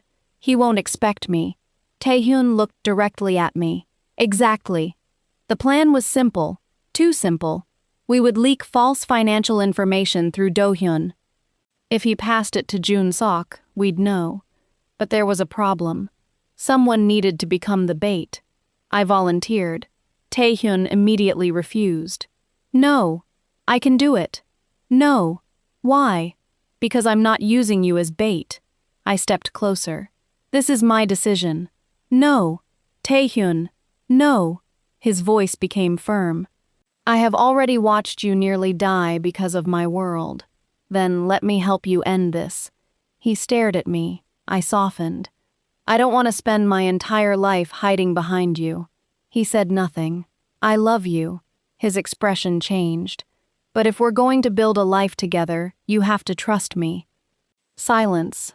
Finally, he nodded. Fine. He stepped closer. But you stay within reach. I promise. And if anything feels wrong, I leave. Immediately. I smiled. Yes, boss. He shook his head. You're enjoying this. A little. That evening, the trap began. I met Park Do-hyun at a private restaurant. He looked nervous. Miss Carter. Mr. Park. He sat across from me. I heard you're handling the international expansion. I am. He smiled. Congratulations. Thank you. I placed a folder on the table. I need your help. With what? I opened it. Inside were fake documents. A new international acquisition. A company supposedly worth hundreds of millions. Do-hyun's eyes widened. You shouldn't show me this. I trust you. He looked uncomfortable. Why? Because you're one of Mr. Kang's most trusted executives. He swallowed. Of course. I smiled, then leaned closer. But there is a problem. What? Someone is trying to steal the company. His face changed. Who? I don't know yet. I closed the folder. But I think I know how to find them. He stared at me. What are you suggesting? I smiled. Give them something worth stealing. That night, Do-hyun made a phone call. We knew because we were listening. She's taken the bait. A man's voice answered. Good. What's next? Bring her to me. Do-hyun hesitated. She won't come willingly. The voice laughed. She will. Why? Because she loves Kang Tae-hyun. Silence. Then. And people do stupid things for love. 2 hours later, my phone rang. Unknown number. I answered. Emily Carter? Yes. You have something that belongs to us. What? Your lover. My blood ran cold. What did you say? You have 1 hour. A photograph arrived. Tae-Hyun, sitting in a chair, his hands tied behind his back, blood on his face. My heart stopped. Tae-Hyun. His eyes lifted toward the camera. He looked at me, then slowly shook his head. Don't come. The call ended. I stared at the photograph. Min-jae rushed into the room. What happened? I showed him. His face changed. It's a trap. I know. We can't go. I know. Emily. I looked at him. We're going. He shook his head. No. I stepped closer. They took your father. I know.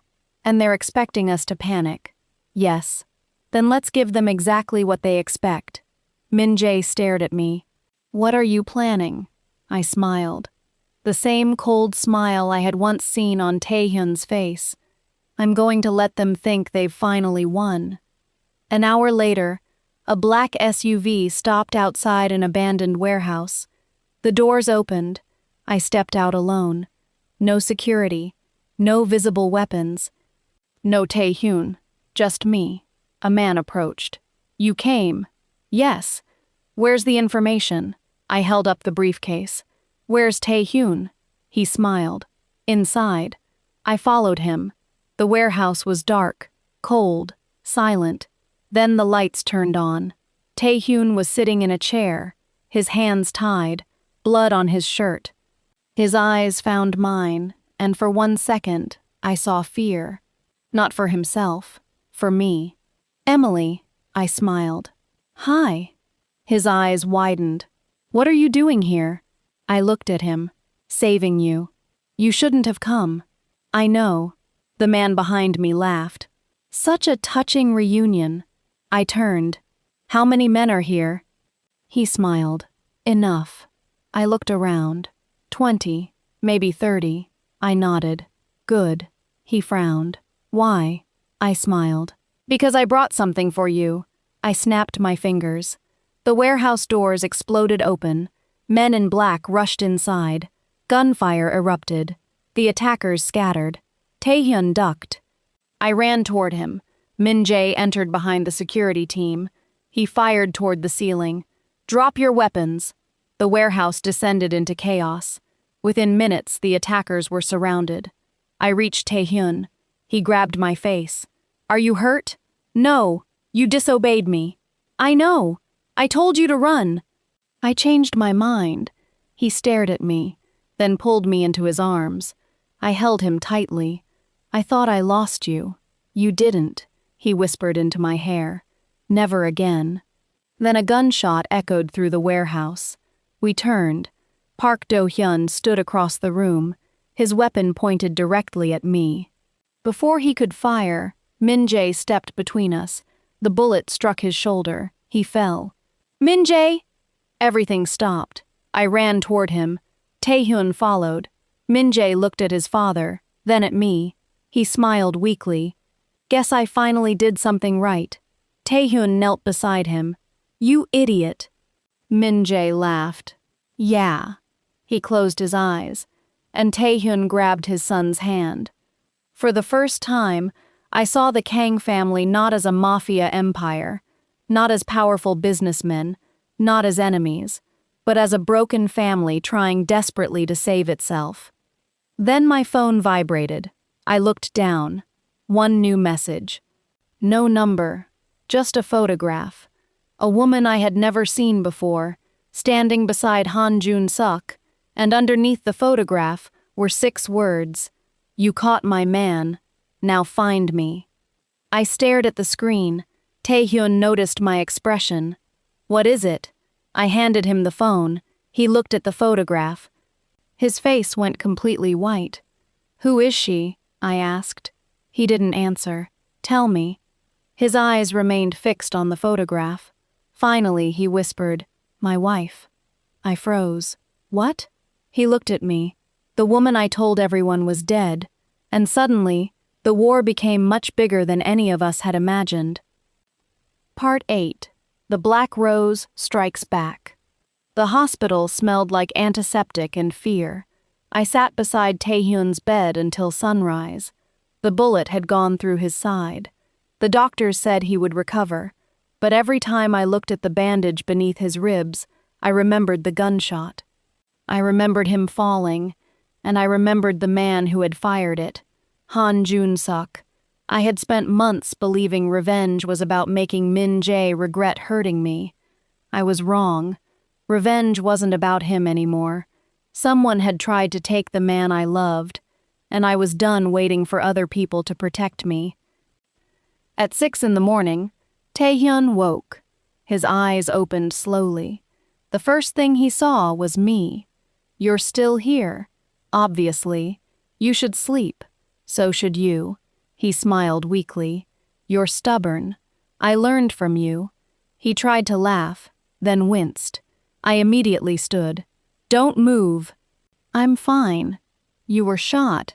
I've survived worse. That doesn't make this okay. He looked at me. You were frightened. I didn't answer. He reached for my hand. I'll be okay. I know. Then why are you looking at me like that? Because I almost lost you. His expression softened. You won't. How do you know? Because I haven't given you permission to leave me yet. I laughed despite myself. Then I leaned down and kissed his forehead. I love you. His fingers tightened around mine. I love you too.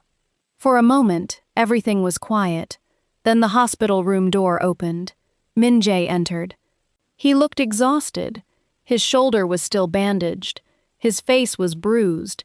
He stopped when he saw us holding hands. He didn't look jealous. He looked relieved. Father! Tae-Hyun looked at him. You shouldn't be here. I know. Then why are you... Min Jae looked at me. Because I owe both of you an apology. Tae-Hyun said nothing. Min Jae stepped closer.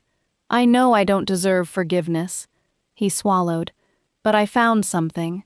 He placed a folder on the table. Tae-Hyun opened it. His expression changed. What is this? Everything I could find on Jun-suk.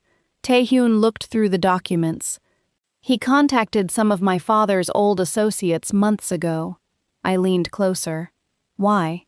Min Jae looked at me. Because he needed someone close to the family. My stomach tightened. Who? Min Jae hesitated, then answered. Someone inside the company. The next day, Tae-Hyun called an emergency meeting. Every senior executive was present. I sat beside him. Min Jae sat across the table. Nobody spoke. Tae-Hyun placed the documents in front of everyone. Someone inside this company has been working with Han Jun-suk. The room erupted. One executive stood. That's impossible. Tae-Hyun's eyes hardened. Sit. The man immediately obeyed. I looked around the room. 23 people. 23 possible traitors. Tae-Hyun turned toward me. Emily. Yes? I want you to lead the investigation. Several executives looked shocked. One of them protested. With respect, she's not family. Tae-Hyun looked at him. She doesn't need to be. He pointed toward me. She has something none of you have. What? My complete trust. Silence. I felt the weight of those words. Trust. Something Min Jae had destroyed. Something Tae-Hyun had given me, without asking for anything in return. I nodded. I'll do it. I started with the financial records, not the obvious ones, the small transactions, the forgotten accounts, the shell companies nobody paid attention to. I spent 3 days studying them, 4 nights without proper sleep. Then I found something, a company called Semyorin Holdings. It had received millions of dollars through several smaller companies. The transactions were structured to look legitimate, but one detail stood out. The same accountant had approved every payment. I looked at the name, Park Do-hyun, Chief Financial Officer, one of the most trusted men in the Kang organization. I stared at the screen. Impossible. I checked again. Same name, same signature, same approval code. I immediately called Tae-Hyun. I found him. Who? Park Do-hyun. Silence. Then, are you certain? Yes. Don't confront him. I wasn't planning to. Good. He paused. Emily. Yes? Come to my office. When I arrived, Tae-Hyun was standing with Min-jae. I placed the documents on his desk. Do-hyun has been moving money. Min-jae studied the records. He's been working with Jun-suk. Most likely. Tae-Hyun looked at me. You did well. I smiled. Thank you. Then Min-jae said something unexpected. You should lead the operation. I looked at him. What? You found him. Tae-Hyun nodded. I agree. I stared at both men. You want me involved? Yes, Tae-Hyun said. Why? Because Jun-suk thinks you're the weakest person in this family. I understood. He won't expect me. Tae-Hyun looked directly at me. Exactly. The plan was simple. Too simple. We would leak false financial information through Do-hyun. If he passed it to Jun-suk, we'd know. But there was a problem. Someone needed to become the bait. I volunteered. Tae-Hyun immediately refused. No. I can do it. No. Why? Because I'm not using you as bait. I stepped closer. This is my decision. No. Tae-Hyun, no. His voice became firm. I have already watched you nearly die because of my world. Then let me help you end this. He stared at me. I softened. I don't want to spend my entire life hiding behind you. He said nothing. I love you. His expression changed. But if we're going to build a life together, you have to trust me. Silence. Finally, he nodded. Fine. He stepped closer. But you stay within reach. I promise. And if anything feels wrong, I leave. Immediately. I smiled. Yes, boss. He shook his head. You're enjoying this. A little. That evening, the trap began. I met Park Do-hyun at a private restaurant. He looked nervous. Miss Carter. Mr. Park. He sat across from me. I heard you're handling the international expansion. I am. He smiled. Congratulations. Thank you. I placed a folder on the table. I need your help. With what? I opened it. Inside were fake documents. A new international acquisition. A company supposedly worth hundreds of millions. Do-hyun's eyes widened. You shouldn't show me this. I trust you. He looked uncomfortable. Why? Because you're one of Mr. Kang's most trusted executives. He swallowed. Of course. I smiled, then leaned closer. But there is a problem. What? Someone is trying to steal the company. His face changed. Who? I don't know yet. I closed the folder. But I think I know how to find them. He stared at me. What are you suggesting? I smiled. Give them something worth stealing. That night, Do-hyun made a phone call. We knew because we were listening. She's taken the bait. A man's voice answered. Good. What's next? Bring her to me. Do-hyun hesitated. She won't come willingly. The voice laughed. She will. Why? Because she loves Kang Tae-Hyun.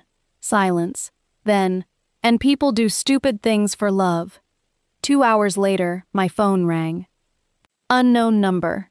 I answered. Emily Carter? Yes. You have something that belongs to us. What? Your lover. My blood ran cold. What did you say? You have 1 hour. A photograph arrived. Tae-Hyun, sitting in a chair, his hands tied behind his back, blood on his face. My heart stopped. Tae-Hyun. His eyes lifted toward the camera. He looked at me, then slowly shook his head. Don't come. The call ended. I stared at the photograph. Min-jae rushed into the room. What happened? I showed him. His face changed. It's a trap. I know. We can't go. I know. Emily. I looked at him. We're going. He shook his head. No. I stepped closer. They took your father. I know. And they're expecting us to panic. Yes. Then let's give them exactly what they expect. Min-jae stared at me. What are you planning? I smiled. The same cold smile I had once seen on Tae-Hyun's face. I'm going to let them think they've finally won. An hour later, a black SUV stopped outside an abandoned warehouse. The doors opened. I stepped out alone. No security, no visible weapons, no Tae-Hyun, just me. A man approached. You came? Yes. Where's the information? I held up the briefcase. Where's Tae-Hyun? He smiled. Inside. I followed him. The warehouse was dark, cold, silent. Then the lights turned on. Tae-Hyun was sitting in a chair, his hands tied, blood on his shirt.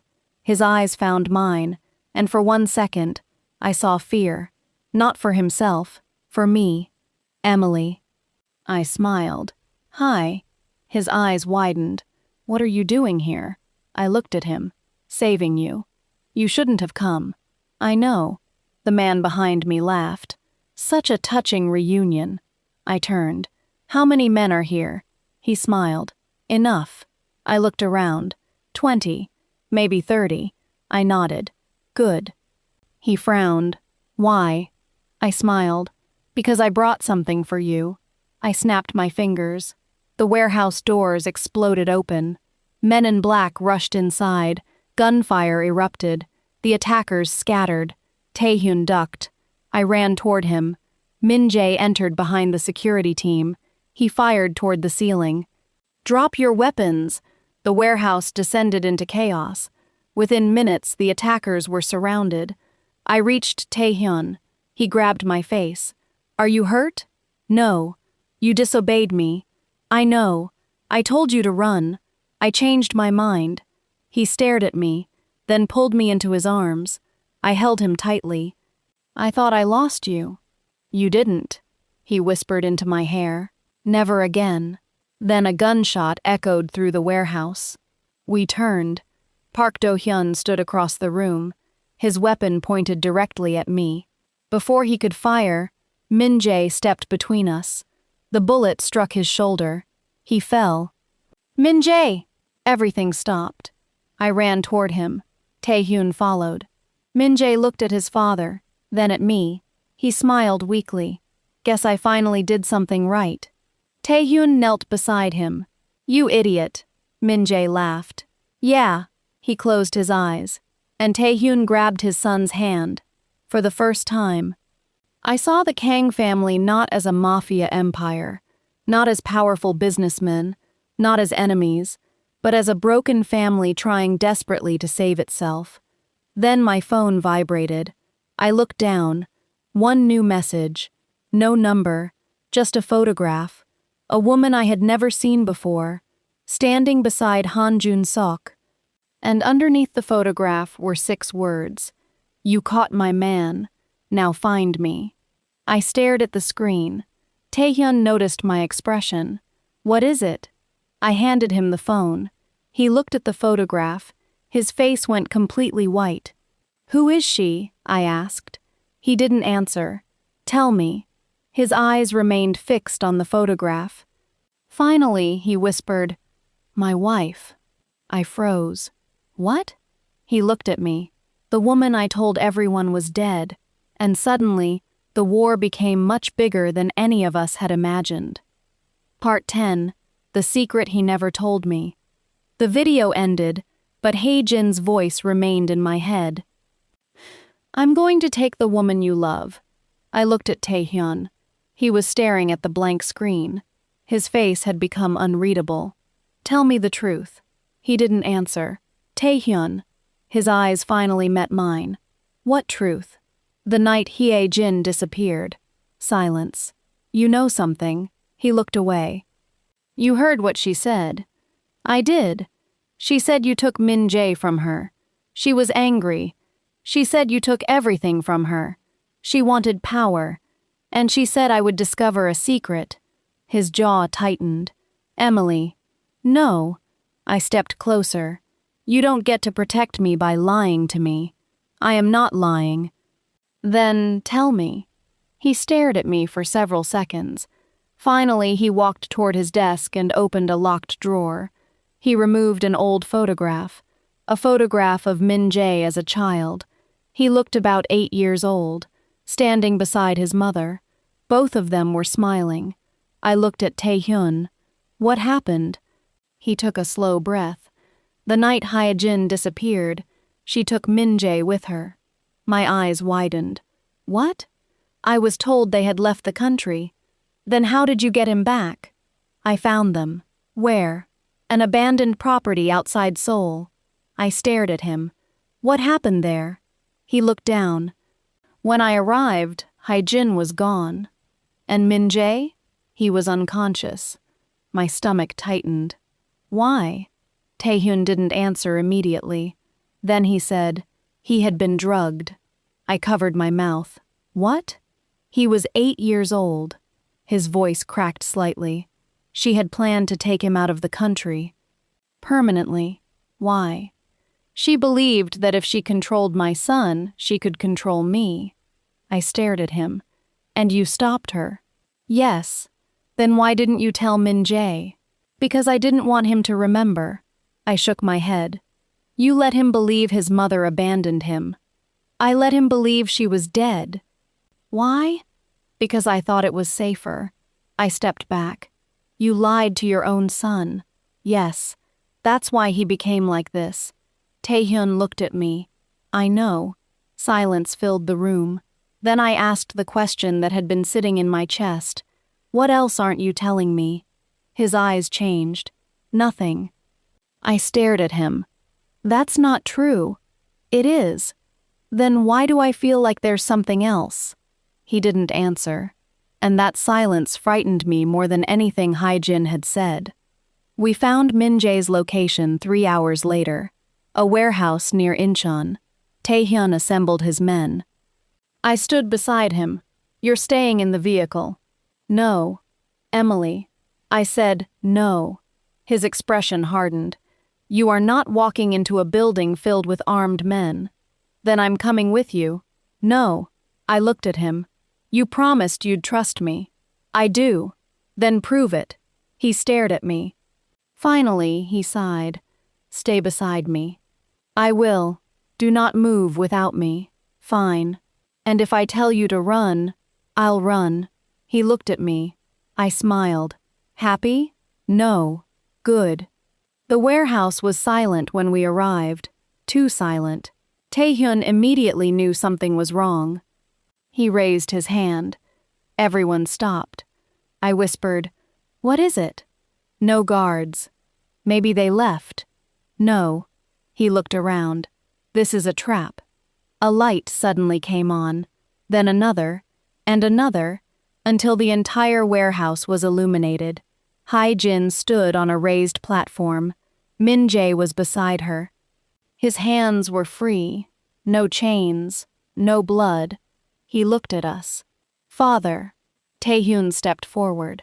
Let him go. Hye-jin smiled. He's not a prisoner. Min Jae looked confused. What? She turned toward him.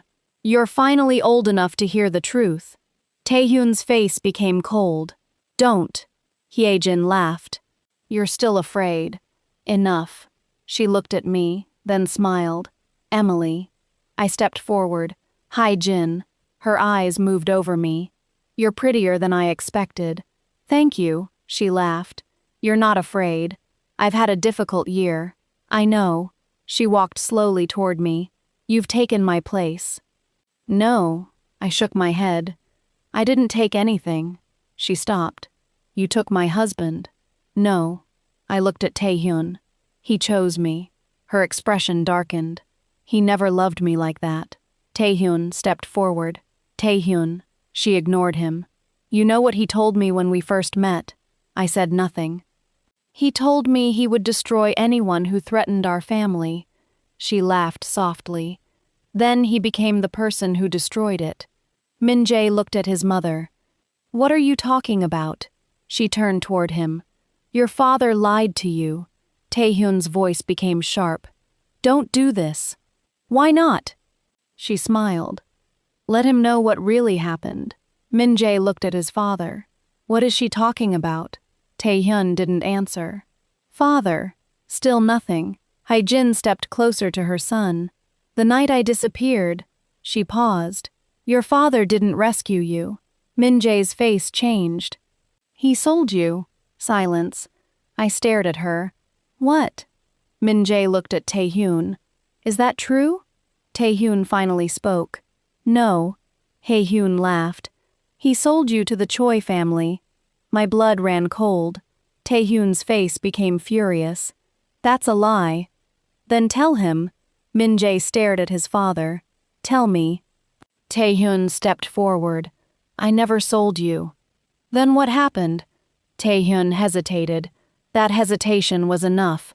Min-jae stepped backward. You did something. Tae-Hyun closed his eyes. I made a deal. What deal? To save you. Min-jae stared at him. What deal? Tae-Hyun looked at his son. When I found you, the Choi family had you. Min-jae's breathing became heavier. They wanted something from me. What? My organization. Min-jae's face went pale. So you gave it to them? Part of it. For me? Yes. Hae-jin laughed. He sacrificed his empire to get you back. Min-jae looked at his father. You never told me. I wanted you to have a normal life. You lied to me. Yes. Min-jae's voice broke. All my life, I thought my mother abandoned me. Tae-Hyun said nothing. She didn't. No. She was trying to save me. Tae-Hyun looked at Hae-jin. She took you because she wanted power. Hae-jin's expression changed. That isn't true. You drugged our son. I was protecting him. You were using him.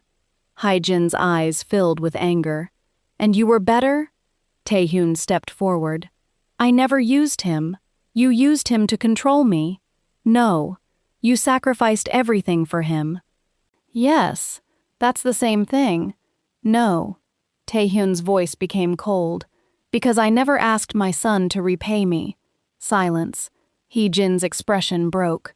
For the first time, she looked hurt. Then everything happened at once. Gunfire erupted. Men appeared from the side entrances. Tae-Hyun pushed me behind him. Stay down. Min-jae tackled his mother to the ground as bullets struck the walls. I crawled behind a concrete pillar. Tae-Hyun, I'm here. He fired toward the attackers. Min-jae dragged Hae-jin behind cover. Mother. She looked at him. Why did you save me? He stared at her. Because you're still my mother. Tears filled her eyes. Then she whispered, I'm sorry. A gunman appeared behind Min-jae. I saw him. Min-jae. I grabbed a metal object and threw it. The man turned. Min-jae fired. The attacker fell. Min-jae looked at me. Thank you. I nodded. Then another gunshot rang out. Tae-Hyun staggered. No! I ran toward him. He pressed his hand against his chest. Blood appeared between his fingers. I caught him before he fell. Tae-Hyun! His eyes found mine. I'm okay. You're bleeding. It's nothing. You're lying. He smiled weakly. Maybe. I pressed my hands against the wound. Stay with me. I am. Don't you dare leave me. He looked into my eyes. I promised. His hand touched my face. Then he whispered, I love you. Tears filled my eyes. I love you too. Behind us, Min-jae screamed, Father! The entire warehouse seemed to go silent. Then I heard a gun being cocked. I turned. Hae-jin was standing. Her gun was pointed directly at Tae-Hyun. Her eyes were filled with tears. "You took everything from me." She pulled the trigger. Nothing happened. The gun was empty. Tae-Hyun stared at her. Hae-jin looked down, then dropped the weapon. She collapsed to her knees. "I loved you." Tae-Hyun looked at her. "I know." "Then why wasn't I enough?" He said nothing. He said nothing. He said nothing. He said and looked at me. "Is she worth it?" Tae-Hyun looked at me. "Yes." One word. Nothing more. He said nothing, closed her eyes. And for the first time, she surrendered. Outside the warehouse, police sirens filled the night. Hae-jin was taken away. Jun-sok was arrested. The Kang family's internal traitors were exposed. The war was over, or so we thought. 3 weeks later, everything seemed peaceful. Tae-Hyun recovered. Min-jae apologized to me again. This time, I believed him. Not because I wanted him back, because I could finally see that he had changed. He told me he would spend the rest of his life trying to become someone worthy of forgiveness. I told him he didn't need to become worthy of my forgiveness. He needed to become worthy of himself. He smiled, then he walked away, and that was the last time we spoke about the past. 1 month later, Tae-Hyun took me to the same place where we had first walked beside the Han River. The city looked beautiful. He held my hand. "I have something for you." I smiled. "What?" He reached into his coat, pulled out a small velvet box. My heart stopped. Tae-Hyun. He opened it. Inside was a ring. Simple, elegant, beautiful. He looked into my eyes. "I spent most of my life believing love made people weak." I said nothing. "Then you came into my life." He took my hand. "And you taught me that loving someone isn't weakness." He lowered himself onto one knee. I covered my mouth. "Emily Carter." His voice trembled. "Will you become my wife?" Tears filled my eyes. "Yes." He smiled. "Yes?" I laughed through my tears. "Yes." He stood, pulled me into his arms, and kissed me beneath the Seoul night sky. For the first time since I came to Korea, I wasn't running from anything. I wasn't seeking revenge. I wasn't trying to prove myself. I was simply happy. But there was one thing I still didn't know. The original bet had never been Min-jae's idea alone. Someone had placed the challenge in front of him. Someone had chosen Emily specifically. Someone had known exactly who she was before she ever arrived in Seoul. And 3 months after my engagement to Tae-Hyun, a letter arrived. No return address. Inside was a single photograph, a photograph of me as a child, standing beside my mother. On the back were 7 words. "Your mother knew the Kang family first." I stared at the photograph. My hands began to shake, because suddenly, my entire life felt like another bet. Part 11. The Woman Who Knew My Mother. I stared at the photograph until my eyes began to hurt. It was me. I couldn't have been more than 6 years old. My hair was braided into 2 small pigtails, and I was smiling at the camera with a missing front tooth. Beside me stood my mother, young, beautiful, happy, and standing behind us was a man I had never seen before. At least, I thought I had never seen him. I turned the photograph over. "Your mother knew the Kang family first." 7 words. 7 words that made my entire body go cold. I immediately called my mother. She answered on the 4th ring. "Emily? Mom." Something in my voice made her stop. "What happened? I need to ask you something." "What?" "Do you know the Kang family?" Silence. Not the normal kind. The kind that tells you the answer before the person speaks. "Mom, why are you asking me that? Just answer." Another silence. Then she whispered, "Where did you hear that name?" My heart began pounding. "Mom, please. Emily, stay away from them." I froze. Why? Because those people are dangerous. I already know. What? I know who they are. My mother's breathing changed. "Emily, I'm engaged to Tae-Hyun Kang. Nothing. Then my mother gasped. You can't marry him. My stomach dropped. Why? Because... She stopped. Because what? Your father knew his family. I sat down. My father? Yes. I had barely heard my mother mention my father growing up. He had died when I was young. At least, that was what I had always been told. I had never questioned it. Until that moment. What did my father do? My mother began crying. Your father wasn't a businessman, Emily. My blood ran cold. What was he? He worked for them. Worked for who? The Kang family. I couldn't breathe. For how long? Years. What did he do? My mother didn't answer. Mom, he handled their money. I closed my eyes. And? He knew too much. My voice became a whisper. What happened to him? He disappeared. My heart stopped. You told me he died. I was trying to protect you. From what? From them. I ended the call. I sat there for several minutes without moving. My entire childhood suddenly felt like a lie. My father hadn't died. He had disappeared. He had worked for the Kang family, and my mother had spent years hiding the truth. I looked at the photograph again. Then I noticed something. The man standing behind us. His face. His eyes. Something about him looked familiar. I enlarged the photograph on my phone. And then I remembered. I had seen him before. In Tae-Hyun's study. There was an old photograph hanging beside his desk. A group of men standing outside an old Kang warehouse. That man had been there. I immediately stood. I needed answers. Tae-Hyun was in his study when I arrived. He looked up. The smile on his face disappeared when he saw mine. What happened? I placed the photograph on his desk. He looked at it. His expression changed instantly. Where did you get this? Someone sent it to me. Who? I don't know. He picked up the photograph. His fingers tightened around it. Emily, you know him. He didn't answer. You know my father. Silence. I stepped closer.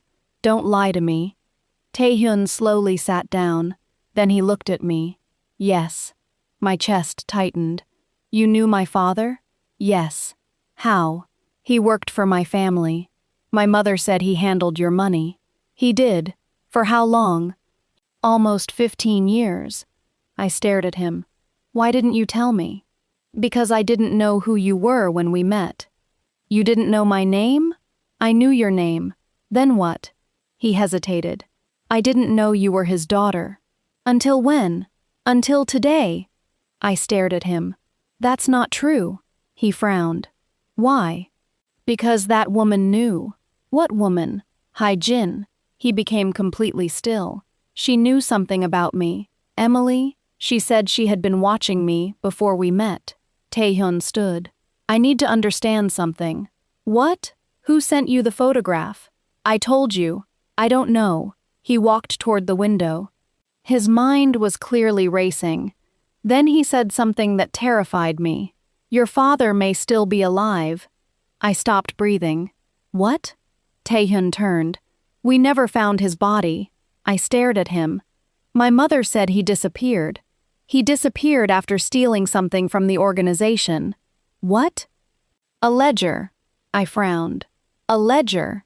A record of every major transaction the Kang family had made. Why would he steal it? Because he discovered something. What? Tae-Hyun's face became grim. We don't know. I stared at him. Then how did you know he stole it? Because he left a message. What did it say? Tae-Hyun hesitated. Then, if anything happens to me, protect my daughter. My heart broke. I covered my mouth. He knew I existed. Yes. And you never found me? We tried. Why? Your mother disappeared with you. I shook my head. She didn't disappear. Tae-Hyun looked at me. She ran. From you? Yes. I looked down. So you knew my family? Yes. You knew my father? Yes. And you never knew I was his daughter? No. I laughed bitterly. This is insane. Tae-Hyun stepped closer. Emily. I moved away. Don't. He stopped. You've been lied to. I know. Not by me. I looked at him. That's what everyone says before they tell me another lie. His expression broke. I love you. I know. But I need time. He nodded. I'll give you whatever you need. I picked up the photograph, then walked away. That night, I returned to my mother's house. I hadn't been there in years. She lived in a quiet neighborhood outside Chicago. I arrived without warning. She opened the door, and the moment she saw me, she started crying. You shouldn't have come. I need the truth. She looked at the photograph in my hand, then closed her eyes. I knew this day would come. Tell me everything. She stepped aside. I entered.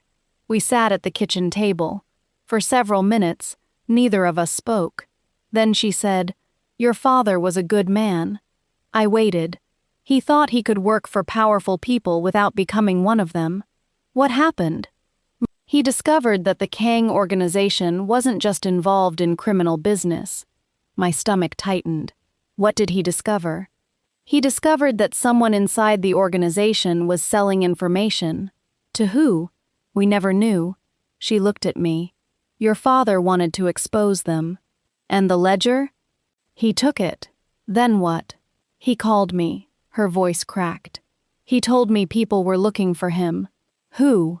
He didn't know. Why did you run? Because he told me to. She wiped her tears. He said if anything happened to him, I had to take you and disappear. I stared at her. Did he say why? He said you were the most important thing he had. I swallowed. What happened to him? I don't know.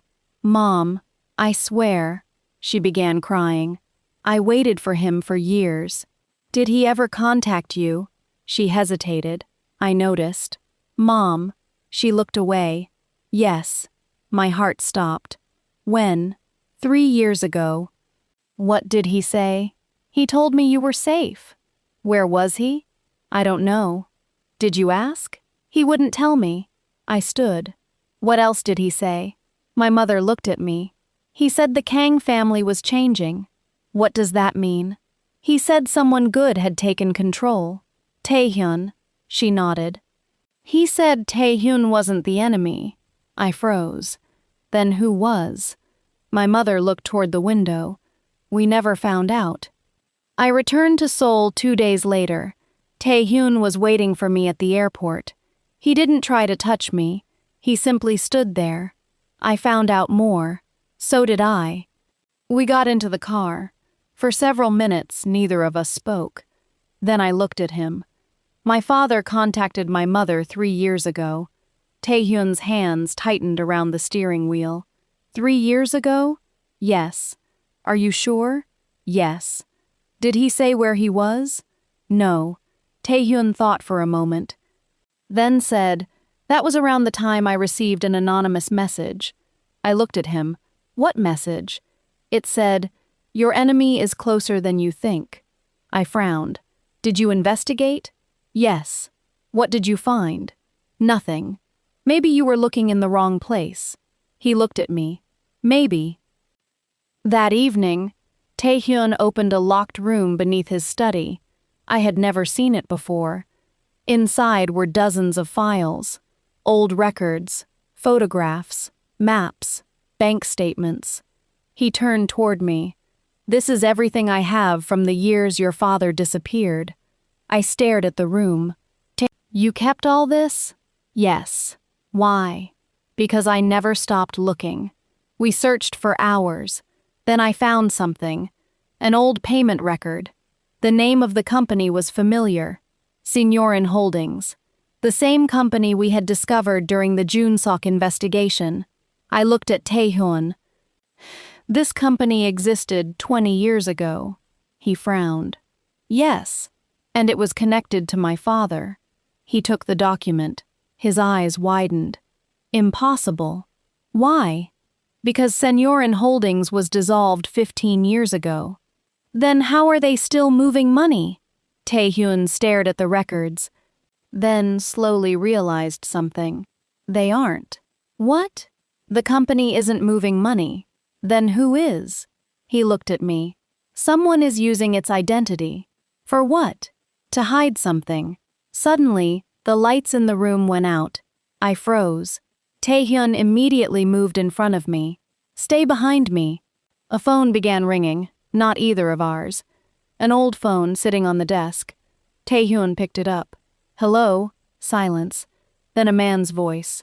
Weak, older, but unmistakably familiar. It's been a long time, Kang Tae-Hyun. Tae-Hyun's face went white. Who is this? I watched him. His hand began trembling. Then the man spoke again. I'm sorry I couldn't come home. My heart stopped. I knew that voice. Even though I had only heard it in old recordings. The voice from my childhood memories. The voice my mother had spent years refusing to talk about. My father's voice. Emily? The voice came through the phone. Is my little girl there? I couldn't breathe. Tae-Hyun looked at me, then handed me the phone. My hands shook as I lifted it to my ear. Dad?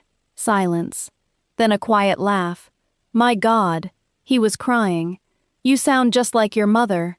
Tears filled my eyes. Where are you? I don't have much time. Dad, where are you? Listen to me carefully. His voice became urgent. Do not trust anyone. I looked at Tae-Hyun. Who? Not even the man standing beside you. My heart stopped. Why?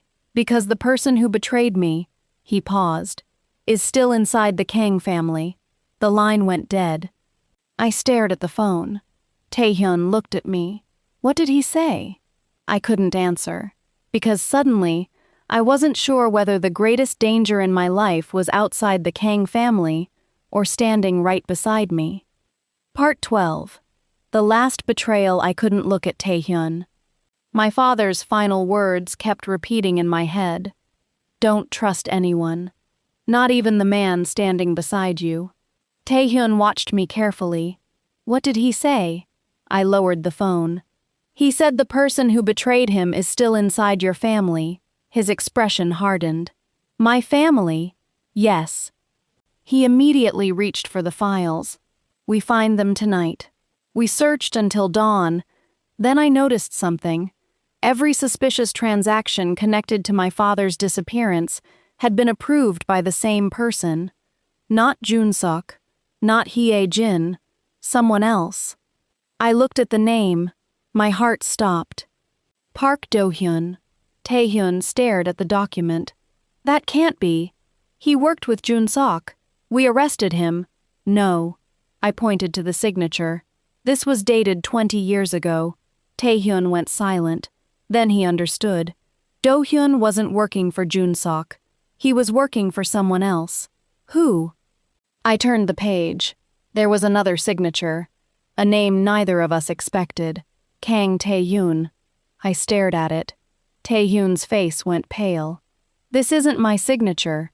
I looked at him. Then someone forged it. He took the document and suddenly remembered. Your father wasn't betraying my family. What?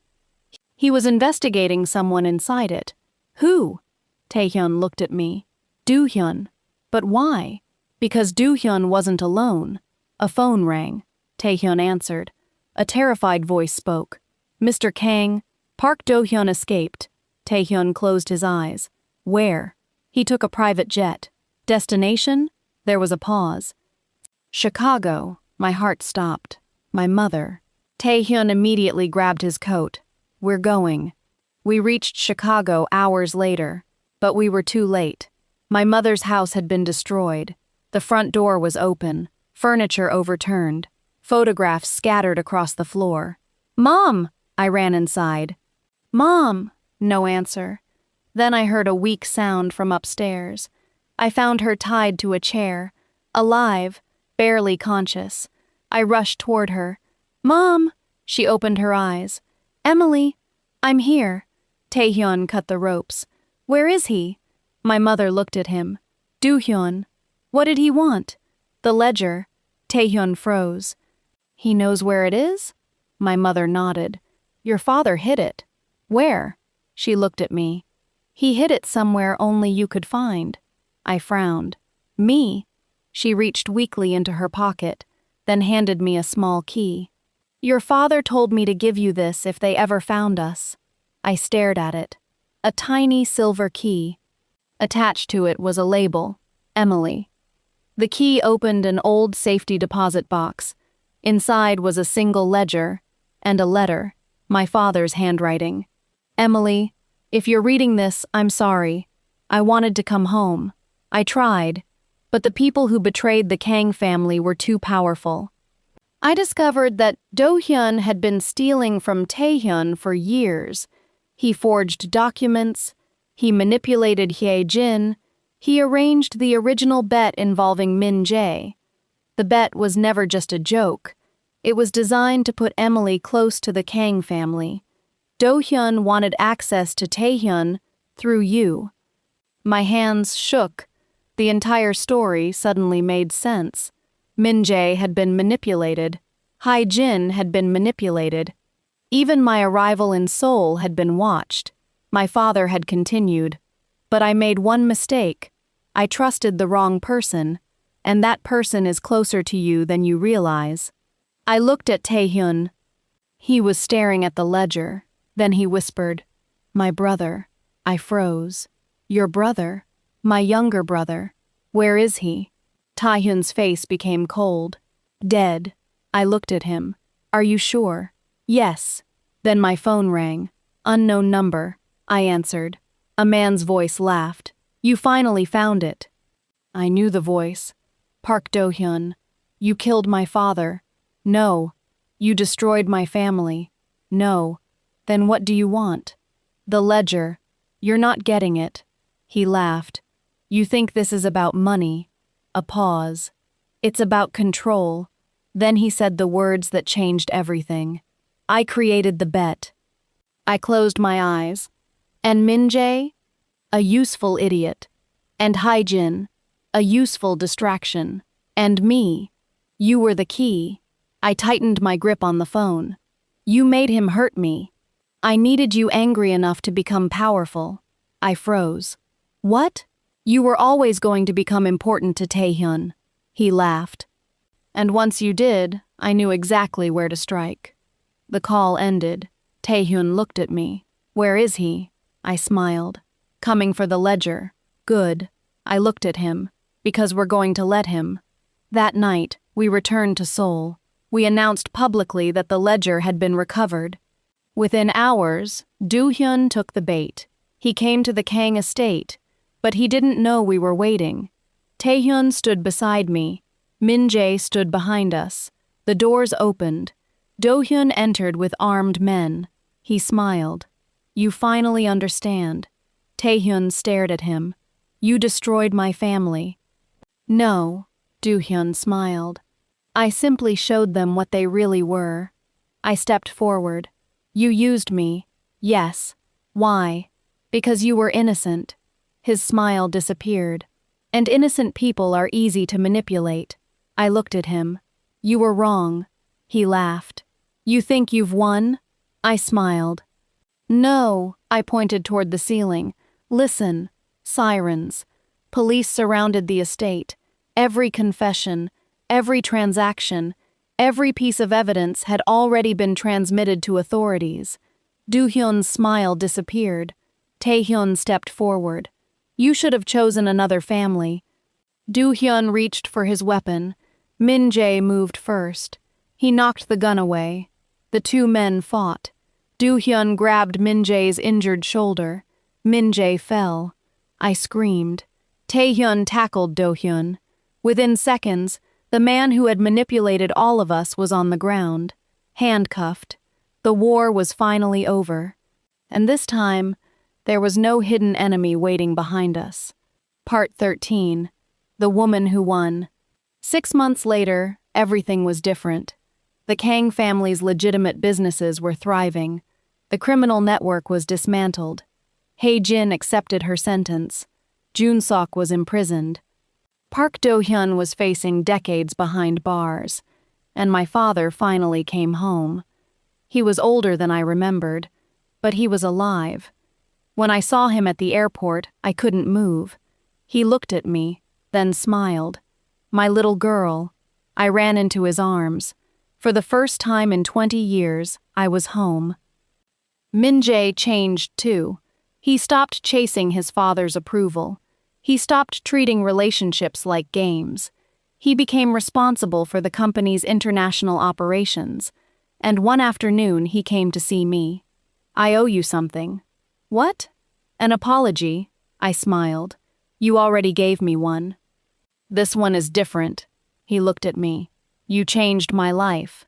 I didn't. You did. He smiled. You taught me that losing someone doesn't mean they belong to you. I nodded.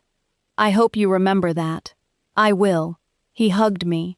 For the first time, there was no bitterness between us. Just closure. Then he walked away. That evening, I stood on the balcony of the Kang residence. Tae-Hyun walked up behind me. You're thinking again. I always think. He wrapped his arms around me. What about? My life. He kissed my temple. Do you regret coming to Korea? I smiled. Never. Even after everything? Especially after everything. He turned me toward him. I have something for you. I laughed. Another ring? No. He pulled out a small photograph. I looked at it. My father, my mother, Tae-Hyun, and me, all standing together, a family. I looked up at him. When did you take this? Today, I smiled. Then he took my hand. I spent my entire life protecting an empire. He looked into my eyes. Then you came along and taught me that an empire means nothing without people worth protecting. My eyes filled with tears. He lowered himself onto one knee. This time, there was no fear. No revenge, no secrets, just love. Emily Carter, will you marry me? I laughed through my tears. You already asked me. I know, and I already said yes. I know. Then why are you asking again? He smiled. Because this time, I want to hear you say it without anger, revenge, or fear. I took his hands. Yes, he stood. I kissed him, and for the first time, I understood something. Min-jae had once made my heart a game. I had spent months thinking revenge meant making him suffer, but I had been wrong. My greatest revenge wasn't becoming powerful. It wasn't standing beside his father. It wasn't watching him lose his position. It wasn't making him regret me. My greatest revenge was surviving. I had arrived in Korea as a lonely woman who believed she needed someone to love her. I left that version of myself behind. I became a businesswoman, a daughter reunited with her father, a woman who had learned her worth, and the wife of the man who had once ruled Seoul's most feared empire. Tae-Hyun kissed my forehead. Ready? I smiled. For what? Our wedding. I laughed. You're nervous. Terrified. The great Kang Tae-Hyun is terrified? Of you. I smiled. Good. He laughed. And as we walked toward the lights of the wedding hall, I looked back one final time. At the life I had survived. At the heartbreak. At the betrayal. At the revenge. And at the man who had once been my greatest enemy, but became my greatest love. I had come to Seoul believing I was looking for a new life. Instead, I found my family, my power, my purpose, and the love of my life. The man who once used my heart for a bet was gone, and the woman who had once been the prize had become the queen. Do not forget to subscribe to Afro-Asia Empire